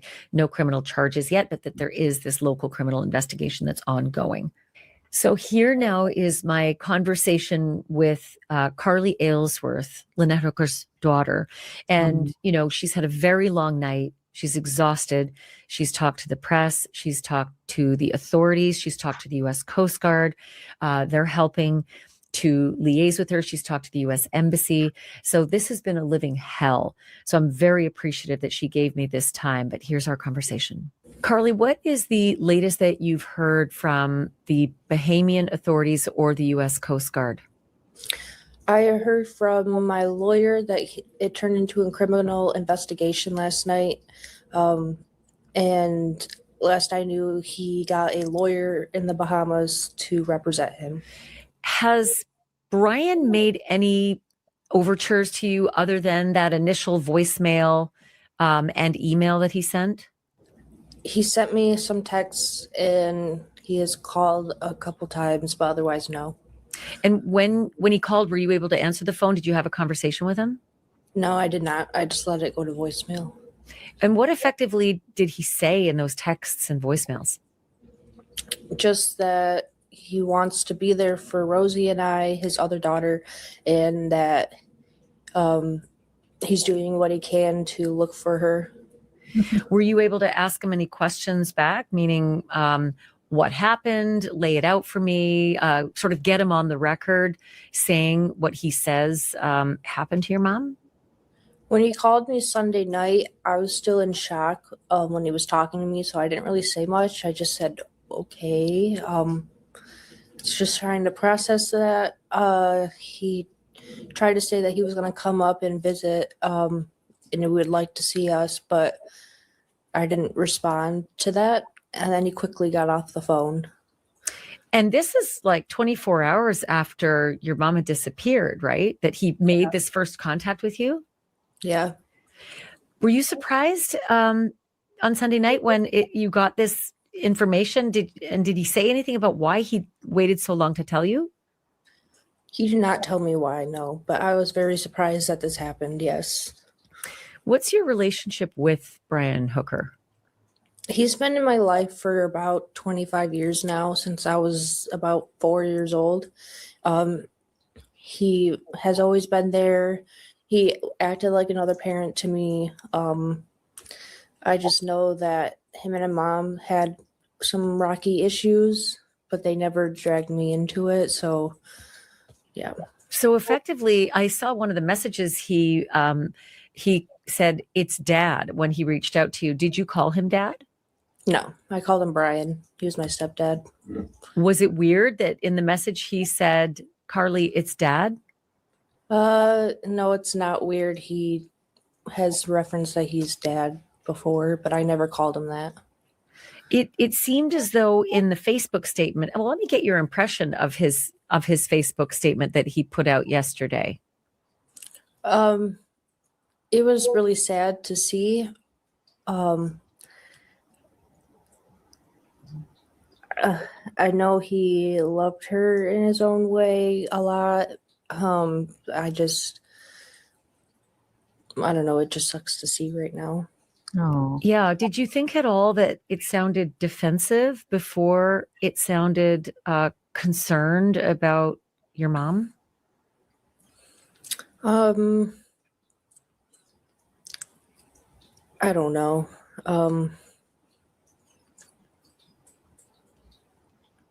poor girl's don't know. distraught. Tell me a little bit about the relationship. You said that it's been rocky. How rocky, and in what way?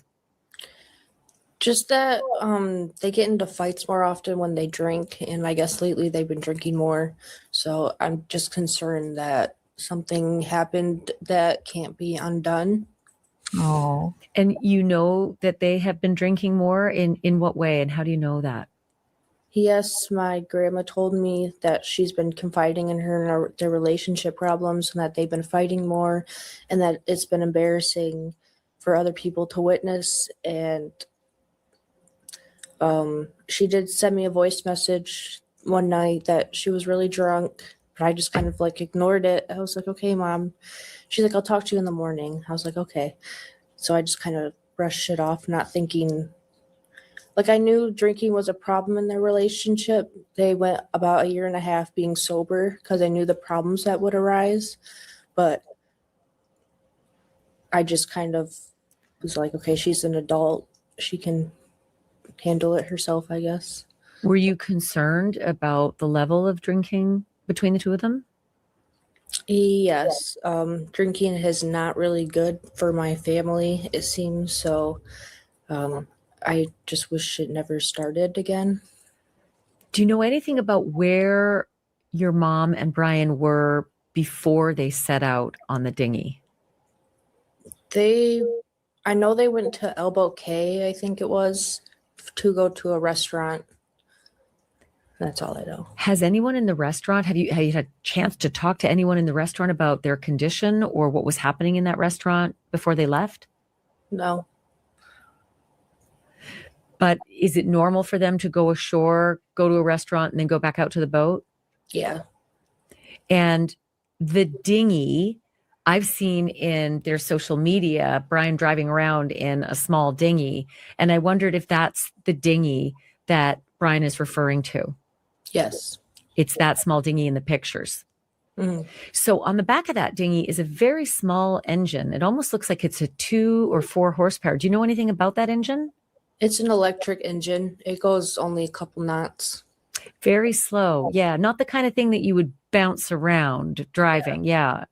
And did he at some point say that your mom had bounced out of the dinghy? Yes, he did say that. Did he describe that any other way? Like, is there any more description to what he said? Nope. Have you ever seen anybody bounce out of that dinghy at the slow speed that it goes? No. Yeah, even with big waves, even if you were to go over someone's waves, it would almost feel like you'd go over them like a cork, not bounce over them with any kind of momentum, right?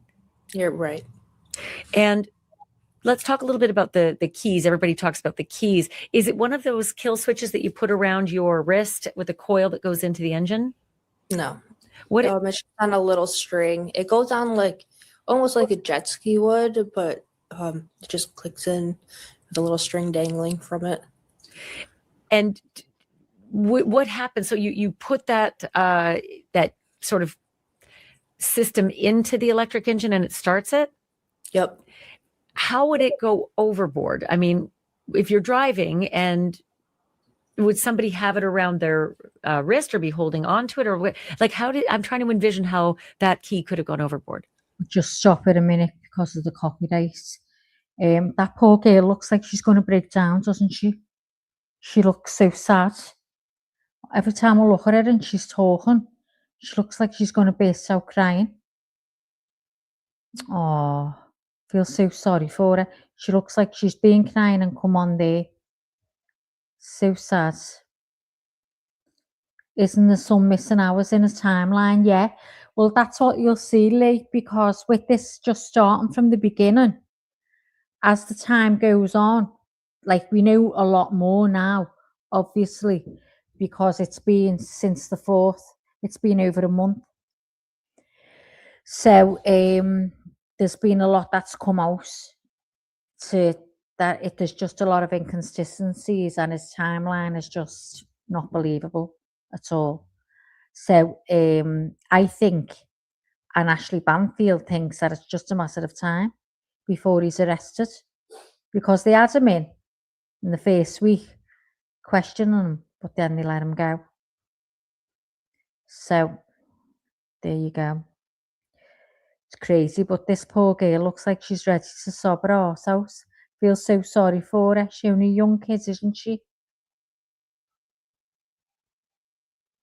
I've never seen anyone wrap it around their wrist. So I'm not really sure how she got it. She would have to really. I don't understand how someone could grab onto it when they're in the middle of falling. It seems odd. Was there a coily kind of string on it, or was it just simply a device with some kind of a keychain on it? Just a device with like a little rope on it. A little rope. Mm-hmm. And did Brian say that your mom was driving? Every time I drove with them, she never drives the dinghy. It's always Brian. Did he claim that she was driving that night? I don't believe so, no. Is it possible that there would have ever been a circumstance where maybe Brian had had too much to drink and Lynette took over the helm? Maybe, but I highly doubt it. Did she know how to drive the dinghy? Could she have driven by herself if she wanted to? Yes, she could. Yeah. And she's a strong swimmer, right? Yes. As is he. I think I saw that he's a Marine. Yes. So I'm trying to figure out, he says to the police that they left Elbow Key at 7:30 at night, but he didn't wash up on shore after having paddled and drifted for about 9 hours. Yeah. Have you been able to see the distance that he's talking about? Yes, someone got into his AIS system so they could see where he was, and it looked like he went up Elbow Cay like early in the morning Sunday. So I don't really know what happened between 7:30 and the time he went up the coast. What's the AIS system? It's like a tracking system for the boat. But that would be a tracking system for Soulmate, the yacht, right? Not necessarily the small dinghy. There is one for the boat, but I also think he has it on his phone. And so did you see his trajectory? Like, could you trace that he actually did float all the distance that he said he did? It did say that they were in Elbow Key by the restaurant, and then later on that night it went up the coast. And you could actually see the distance that it had traveled. Any idea how far he had traveled in that boat, in the dinghy? No idea. But it did show that dinghy traveled the distance that he's talking about. Mm-hmm. Did the police know about that? Yeah, I showed the Coast Guard. It's fascinating. Mm-hmm. Also, tell me a little bit about what the Coast Guard has told you. From what I got when they were here, just that they were getting all the facts to know what could possibly go on. And then they went to Jackson to talk to more of our friends and family. But the Coast Guard is working in the Bahamas. I think I read that the Coast Guard was part of the actual search and rescue teams in the beginning, right? Yeah. The U.S. Coast Guard's presence in the Bahamas at the Abaco Islands. Yeah. And so are you dealing directly with the folks in the Bahamas, the Coast Guard representatives who are actually on site? I have not talked to them. I have talked to the U.S. Embassy in the Bahamas just this morning. Finally got a call from them. So I know they're starting to do like their investigations and whatnot. What did they tell you, the U.S. Embassy? What exactly did they tell us? That they're not the ones that do the investigation. Oh, that they're not the ones to do the They can investigation. be a liaison though to help us. They can be a liaison to help us. And so you got a contact at the U.S. Embassy now, at least, that can help you understand the process and what comes next. Yes. Is anyone from your family at this point thinking of going over to the Bahamas to speak directly with the Royal Bahamian Police? I think my stepsister was thinking about going down there. I know his sister's already down there. I was planning on going down there to look eventually if I can raise enough money, but otherwise, no one has talked to them yet. And you have a GoFundMe, right? Yes. What's the name of your GoFundMe? It is Help Find and Honor My Missing Mom. So at this point, we don't know if Brian Hooker has actually been charged with this, right? Just that he's being detained. Right. Has anybody told you anything about the criminal investigation at this point and what they have found and what they haven't found? No, they have not.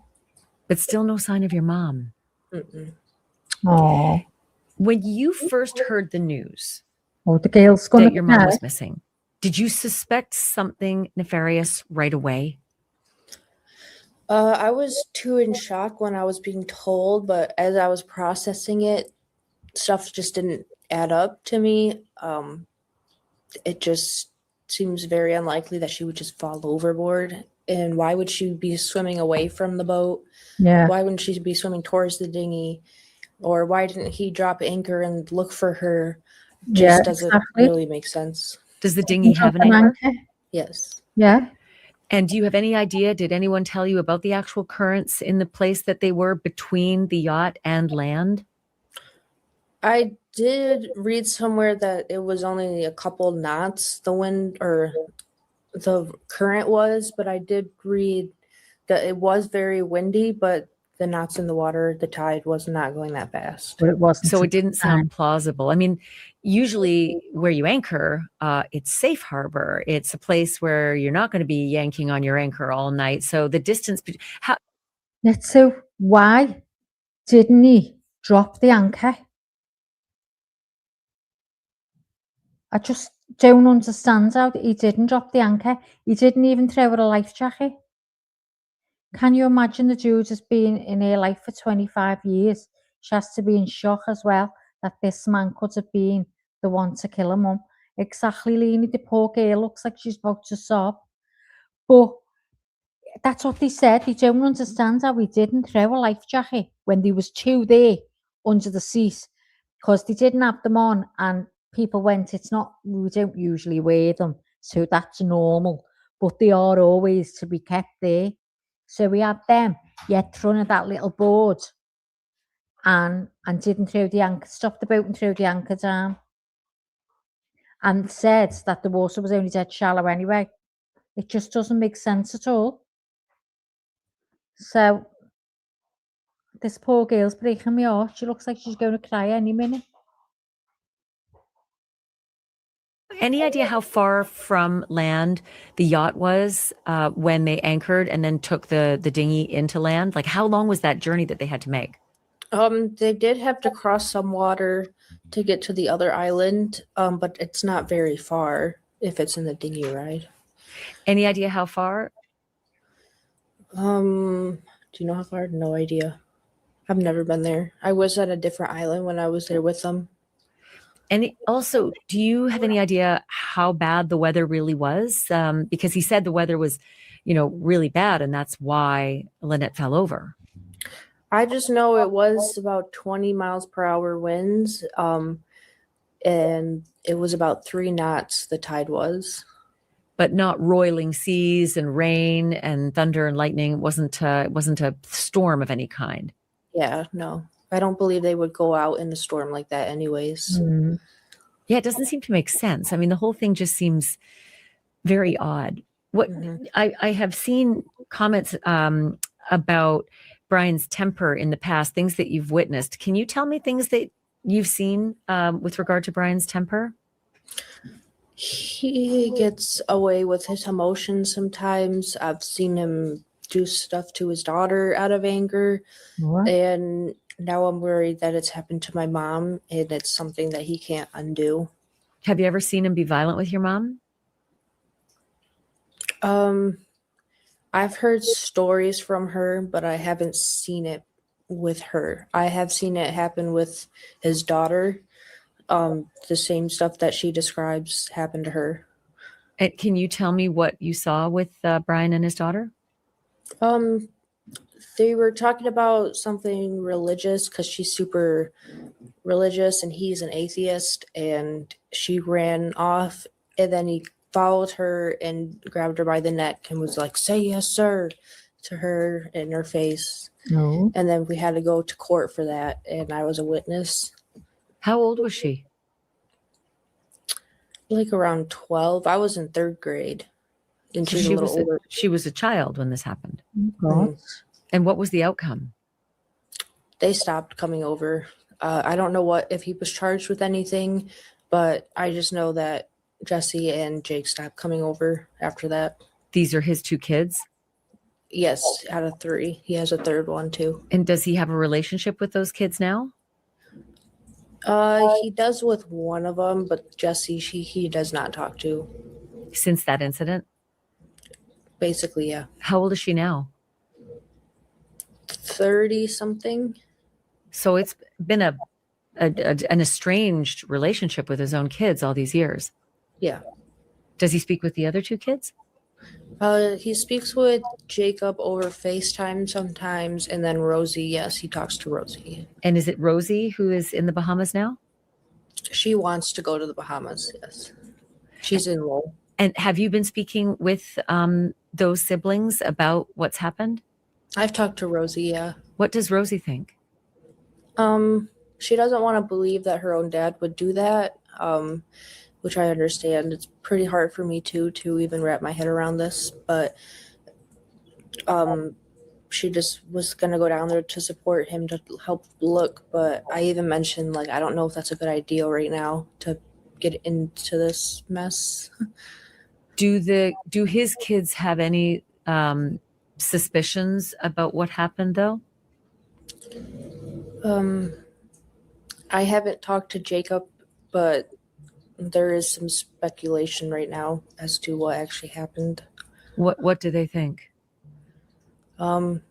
She doesn't want to say, I don't think, does she? That's he didn't do the best he can to look for her. Yeah. Do they think that Brian intentionally pushed Lynette overboard? Oh. They have a suspicion that something could have happened, but they don't want to say, like, for sure, because that's their dad. Yeah. Oh. What do you think happened? I think either she did actually fall off and he just was like, "Oh, well, look at all that life insurance," and just paddled away, or he pushed her out and she was unconscious or something. I don't know. You mentioned life insurance. Do you have any idea what the policy, or if they have a life insurance policy? I have no idea, but I'm assuming she does from her retirement. Do you think that Ashley Brian went had any off. intention of leaving your mom? Had they talked about separation, or had they been having marital difficulties?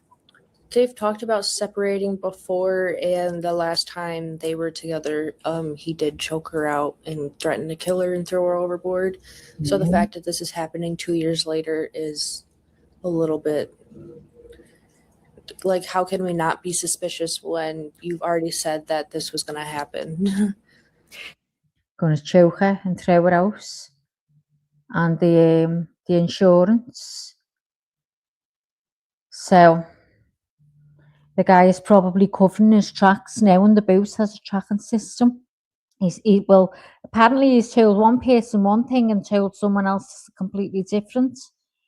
But everything that he said happens, people are saying it's just I mean, people can die in the most weirdest circumstances, obviously, but I think personally, I think he's done it.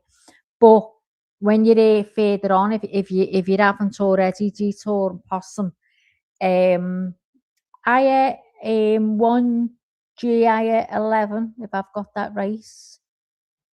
Yeah, drop the anchor.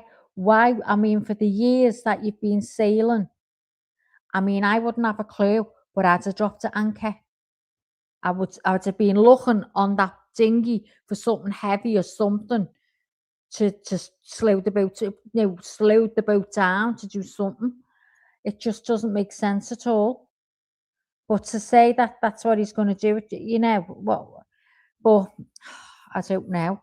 It's just, and then the watch, where she was wearing the watch on the last picture that was taken before she got on that dinghy, the watch was on her wrist. And then the watch is not on her, and it's on the boat, the big boat, not the dinghy. So it makes you start thinking, have they made it back to the boat? Has he done something? Because there's no witnesses. Has he done something and killed her on the boat, thrown her in the dinghy and took her somewhere, covered her up and took her somewhere to throw her out? I mean, could he throw her out somewhere where there's sharks or something? Can he, would that be possible on that little dinghy? Because there was all like, they were inside. Like, imagine you're in this cove, lovely shallow cove, and surrounding it is like all little, like little hills, like little sandbanks, like little bits of grass on and stuff like that. So it's like they're in their own pool, basically. It's like all blocked in. So they don't understand, because it was in there that she's supposed to have popped out.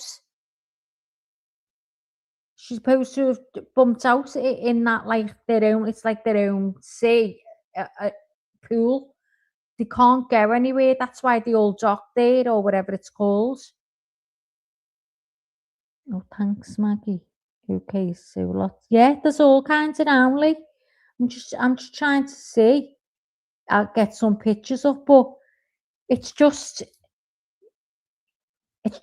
like when he went out, which is a bit weird, is there was all boats around them, all like docked, the usual people that live there, and no one witnessed anything. Apparently, there was a flare set off. He said he set 2 off, but no one witnessed 2. They seen 1. And something was happening from the boat.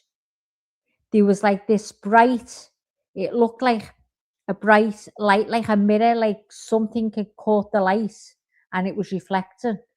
And they're trying to work out what that was. Yeah, so a lot of land and a lot of water, yeah, but it wasn't that deep. So I purposely, hello Joseph, sorry, I was listening. I can't even see Joseph. Sorry, Joseph, I can't see you, but hello. Yeah, so we could have thrown it to them sharks. Who's to know that he hasn't strangled her? Thrown it in the dinghy, strangled her on the boat. So they've took that. That's a crime scene now. That's took.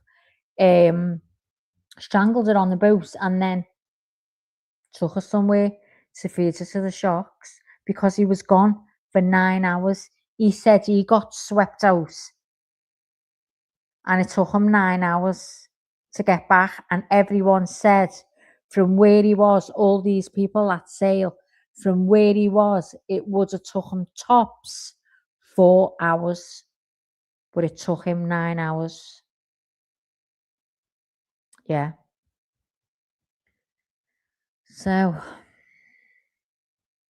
Did your mom confide in her mom, your grandmother, specific incidents, anything that had happened between her and Brian? Yeah, she mostly confided in my grandma. And do you know what she told your grandma? Just that they've been fighting more often lately, especially when they've been drinking, and that it's embarrassing for other people to see. And she has mentioned that it's not safe to be with him. She told your grandmother it's not safe to be with Brian? I don't remember where I read that, but she has said that to one of her friends at least. And what can you expand on that? What did she mean by it's not safe? I'm guessing just when he starts drinking, he gets a little bit more, he gets different. And she did complain about him, how he acts when he drinks. He just gets more like smart assy and feistier, I guess. So yeah. Did she ever tell your grandmother or any of her friends specific things that had happened? Just about, I think that she's told them more than what she's told me. But I do know that there's like a picture of bruises all over her back from one of her friends. And she mostly tells my grandma all of that stuff. Do you have that picture of your mom with bruises? No, I don't. Who has that picture? One of her friends in Jackson.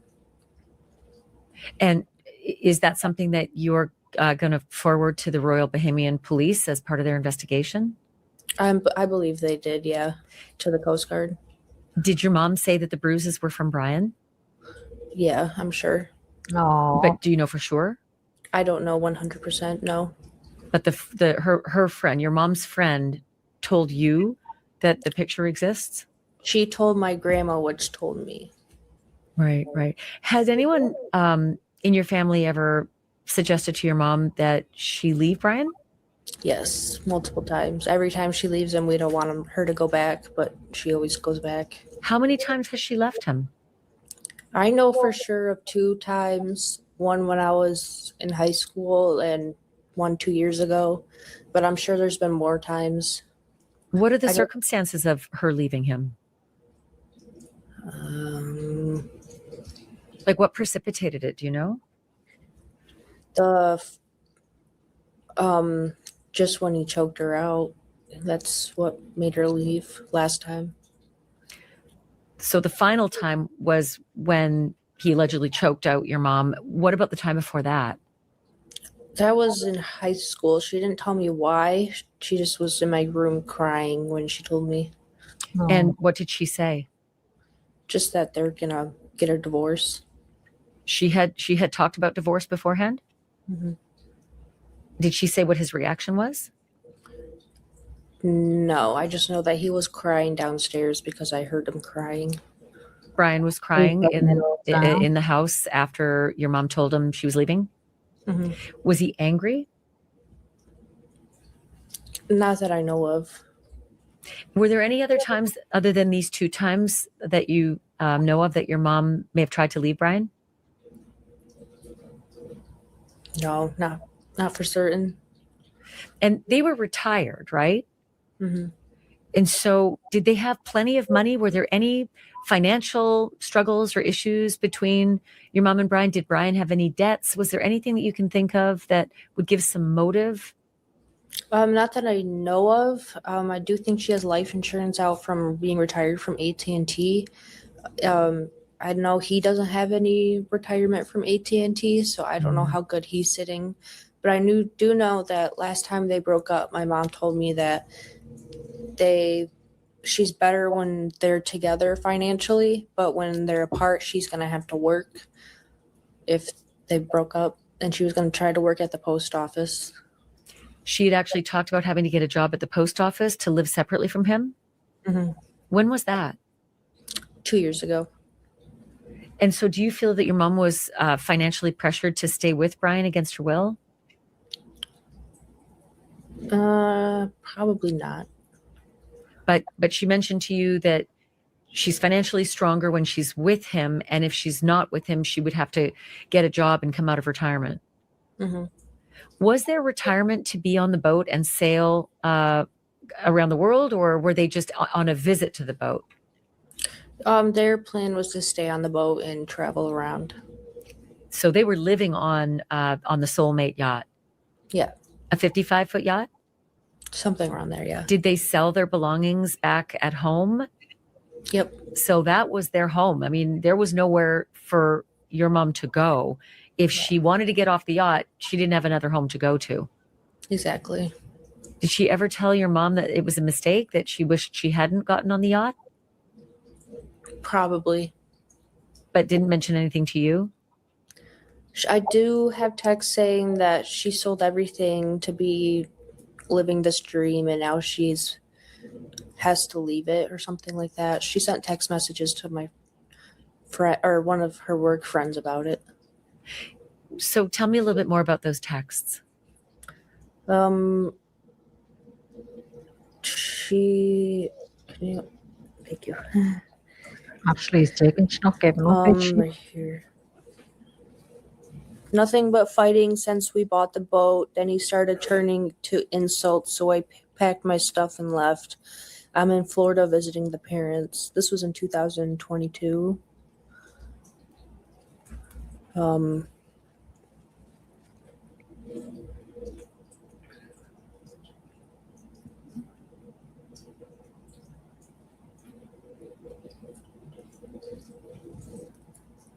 Yeah, that's basically. Are there any other texts like that?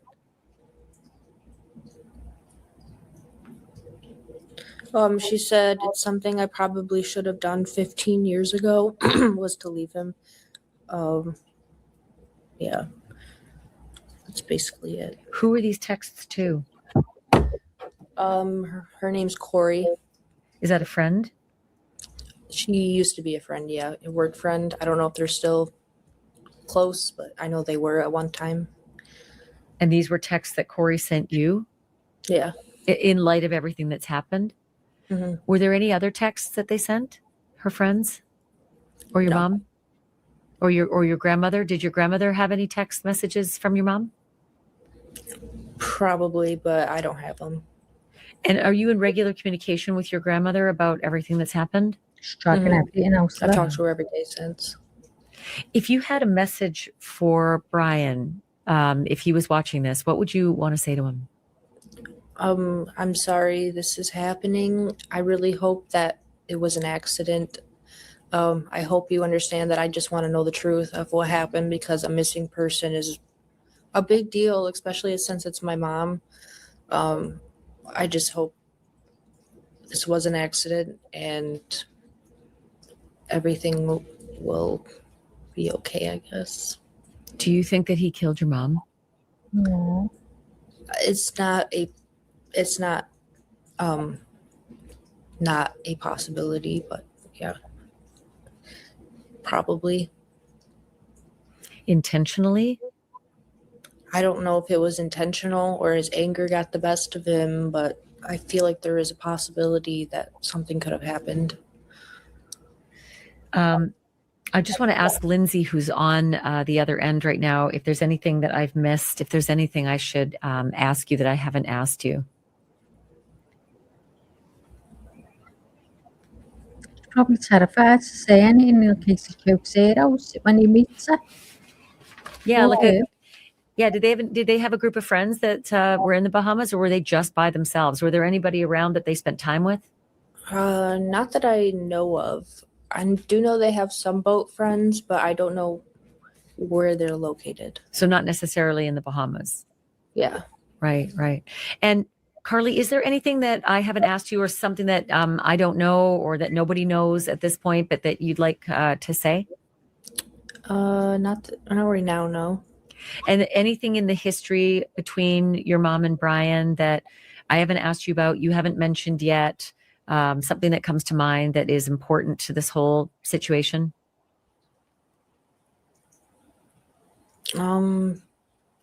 Just any support for my family right now would be greatly appreciated.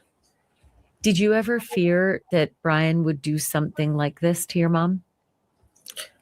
I feared that he would hurt her in some way, but I never would have thought that this would have happened.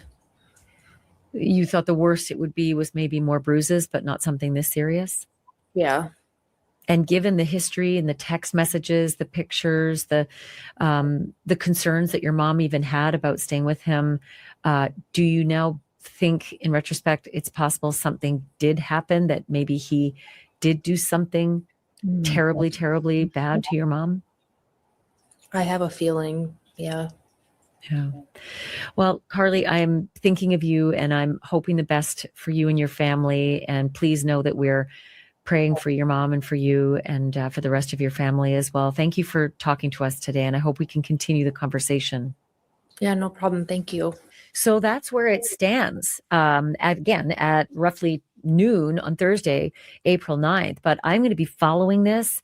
Well, yeah, and she does follow it, and she gets so passionate, as you can see there. She won't give up. She's asking, she's making sure she's told her everything. Do you know what I mean? So she's really pushing her but the girl's probably terrified to answer. Because he could end up getting it, do you know what I mean? Who knows? She's probably terrified. She's only a young girl. Brian is a convenient liar. I would get help immediately, not 9 hours later. I know. I never even told her, Gito, the 24 hours before he let her daughter know. Hiya, Ken. Hiya, Taylor. Thanks for coming in. So, I mean, it's so sad, isn't it? But Ashley Bansfield does amazing at this. It's like she wants to be this girl's protector. She is like, she's fighting for her own. I think she's brilliant. She won't give him. She tells him she hates him. She can't stand him. Yet she's really pushing it. That's what I mean. She looked a little bit like awkward, didn't she? Like she didn't want to answer, but like felt that she needed to. She looked a bit scared to me, a bit worried. Felt a bit sorry for her. And Ashley Banfield was writing everything down. But she won't let not on a miss. She picks up on everything. Everything at all. Everything that she puts down. My God, what's all them numbers? So who've we still got here? Leanie's still here. Lunchy's back after making the dinner. What did you make to eat? What did you make to eat, Lunchy? Did you make a school dinner? So we've got 29 watching. I don't know where to look to see how many likes we've got. I haven't got a clue. But if you can all hit the like, please, and subscribe if you'd be so kind, it would really help the channel and help me to not get strangulated by the boss. She wouldn't strangle me. I'd strangle her first. But yeah, please hit the like and subscribe if you'd be so kind. And thank you very much for being in here. So I'm going to stop sharing that now, and we can do another one on Wednesday. Catch up on the next bit, and then we can just do that a couple of times a week until we get to where we are now, which won't be long to do that. It's stopped for a while. It went really quiet. So yeah, Maggie, thank you covering this. Oh, Gail, do you know what? It's an absolute pleasure. I'll never be as good as you doing it, Lee, but there you go. You are the real MVP of the day. Great job, Maggie. Interesting. You're welcome. Oh no, it's just so. It's as I say, I was watching it and then missed a bit with everything that's gone on. So I wanted to read all the little bits in between because I've heard where they are now, but still no rest. So I mean, they had them for a week in the Bahamas and then let them go. So, but now it's gone to the Coast Guards who are cops or something. And they've got it all. They've got the boat now, a crime scene tape around it, but they've took the boat. So, but it makes you think though, because when they took the boat, Brian, he got off. He sent someone. Apparently, it costs a lot of money because you've got to get a captain, someone who knows everything about the boat, to go over and get that boat for you and bring it back. And that's what he paid someone to do. So that man was on his way back with the boat, this captain, and then the Coast Guards all surrounded the boat and told him he's got to get off. It's now a crime scene. So you see the video of him saying, oh, like he looks a bit worried. Obviously, he doesn't know what's gone on. So that happens, and that's how they've took it. And it's now in their hands. They're looking into things. But he's had time to get rid of stuff, hasn't he? Do you know what I mean? And clean. Then surely they'd see all that. They must know how to look for stuff like that. The interviewer seems to ask a lot of investors.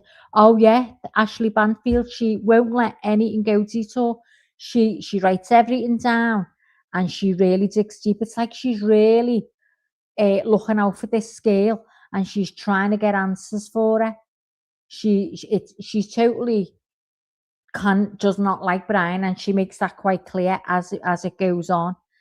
And everything she picks up, she goes to the Bahamas herself, and she's looking at the situation, and she's just, it makes it more unbelievable when she goes there and she speaks to the people in the bar where they had a meal and a drink. So she speaks to them as well. So that'll all be on the next one. But he's had more than enough time. Yeah, that's it, isn't it? What, is he being cleaning? But I'm sure the watch that she had on, the smartwatch, which shows you everything, she had that on her last photo before she got on the dinghy, and that watch was on the boat. So work that one out. If that's true, that's what I've heard. And what else? He said she was wearing black, but she was wearing that the bright coloured. Let's see. It's got the pictures here. Let's see if I can share this. She had the bright blue shirt on her.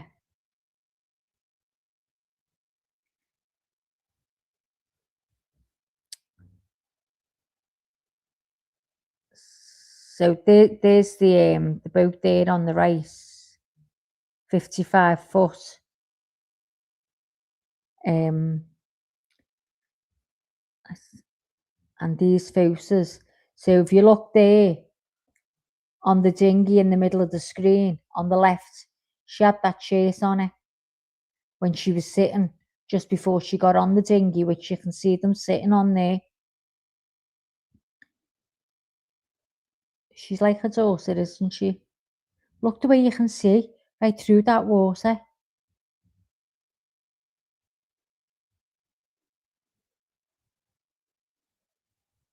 I'm trying to see if I can see a picture of the way the land was with the things around, the little bits of like little islands, like somewhere you could get off and sit on. Well, it looks like that to me. Maybe it's not. Just trying to find. So you see this picture here in the middle of the screen on the left, in the middle, where there's like, you can see the land and it sort of goes round. It's like that. It's like they're in like a secure place. Do you know what I mean? So, but you'll see this anyway as the time goes on. It just doesn't make sense when it's explained to you. So, what's he say there?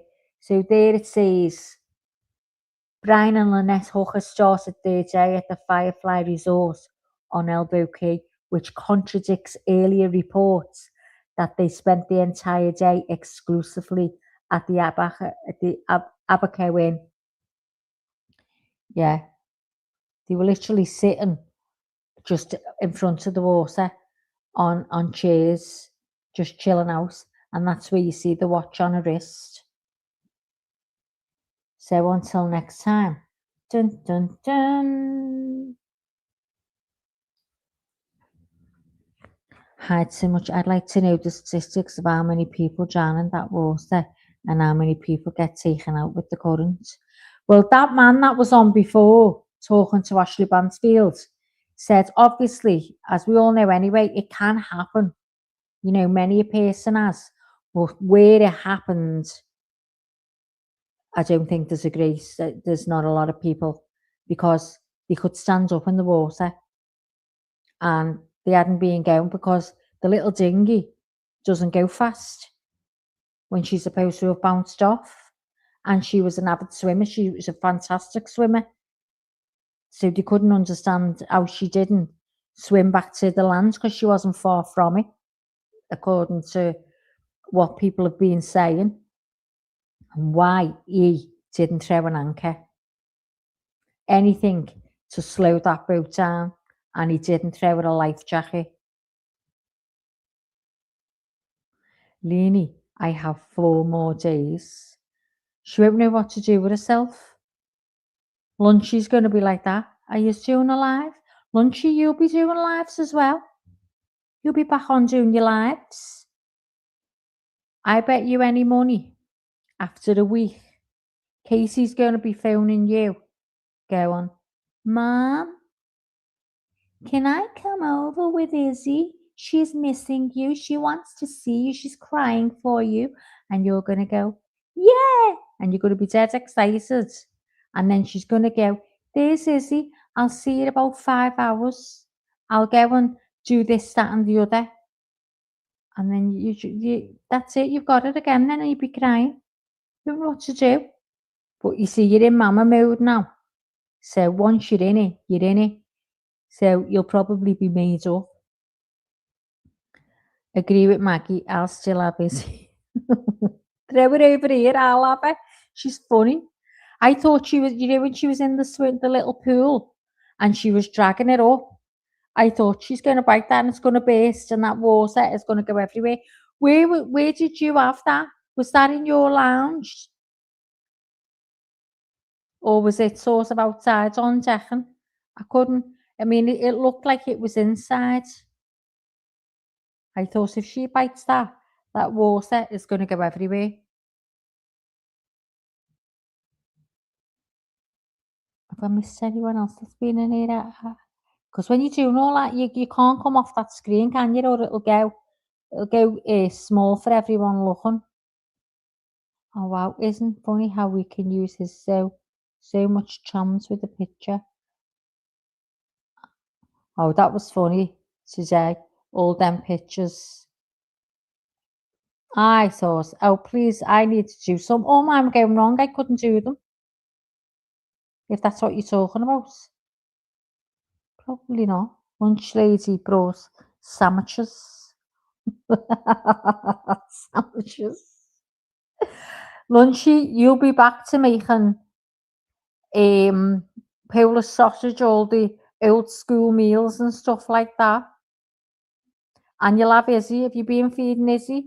She looks like you've been feeding her all the school meals. She looks like she's got little bands around her arms. Oh, she's dead chunky. But you'll be able to sleep in. Izzy won't be at your door as early. And now, God help her. And you know what? The dad, she had to say to him, can you come and get her a bit earlier? He was going home and having a full day's sleep. And poor Lunchy was left. She was getting picked up when it was time for bed. Cases, aren't they, these kids?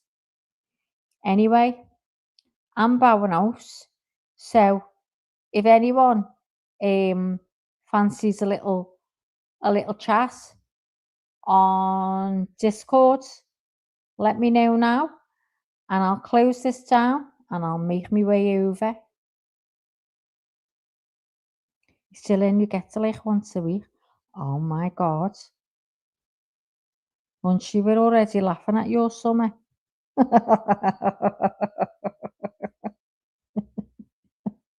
Not terrible, Lunchy. Is JB gone? Is she all right? Or has she got a headache? Can't see. She's not in here. And I know she'd be vocal if she was. She'd be fighting with Lunchy. Right. So we'll be going over to what to have a chat before I go to bed.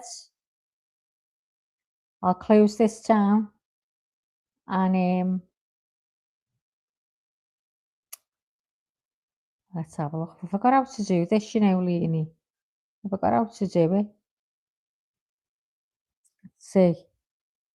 When I first came on here, oh my God, it was so different. Things have changed. Okay, so I'll meet you over at Discord. Thanks for all coming in anyway. I'm made up. If you haven't already, please hit the like. If you haven't already subscribed, please subscribe. I'll be made up with you. Thanks very much. Thanks for everyone in the bushes. Hope I've entertained you some way or other.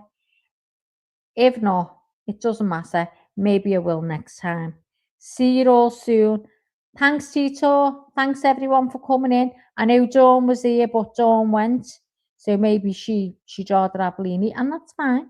Because I'd rather listen to Leanie, do you know what I mean? And yeah, thanks to all the mods. Thank you all for being here. I'm made up. Thanks so much.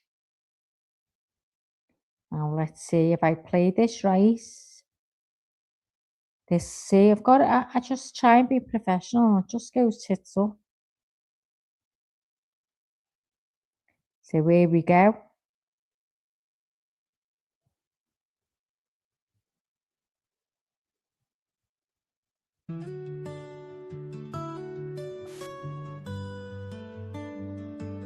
Life is hard and life is wild. It can be sad or full of smiles. And every once in a while, you need a break from the mundane. So come back to see your friend, or she'll wonder where you've been. According to Leanie, she appreciates you and all that you do. You need her, but she needs you, and that's the beauty of according to Leanie.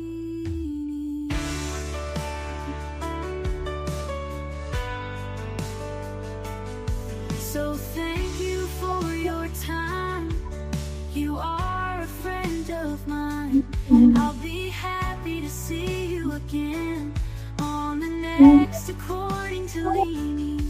Be good or be good at it.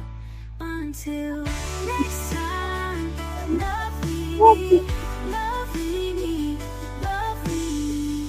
Next time, love Leanie, love Leanie. Life is hard and life is wild. It can be sad or full of smiles. And every once in a while, you need a break from the mundane. So come back to see your friend, or she'll wonder where you've been. According to Leanie, she appreciates you and all that you do. You need her, she needs you, and that's the beauty of according to Leanie. Be good or be good at it. Until next time, love Leanie, love Leanie, love Leanie.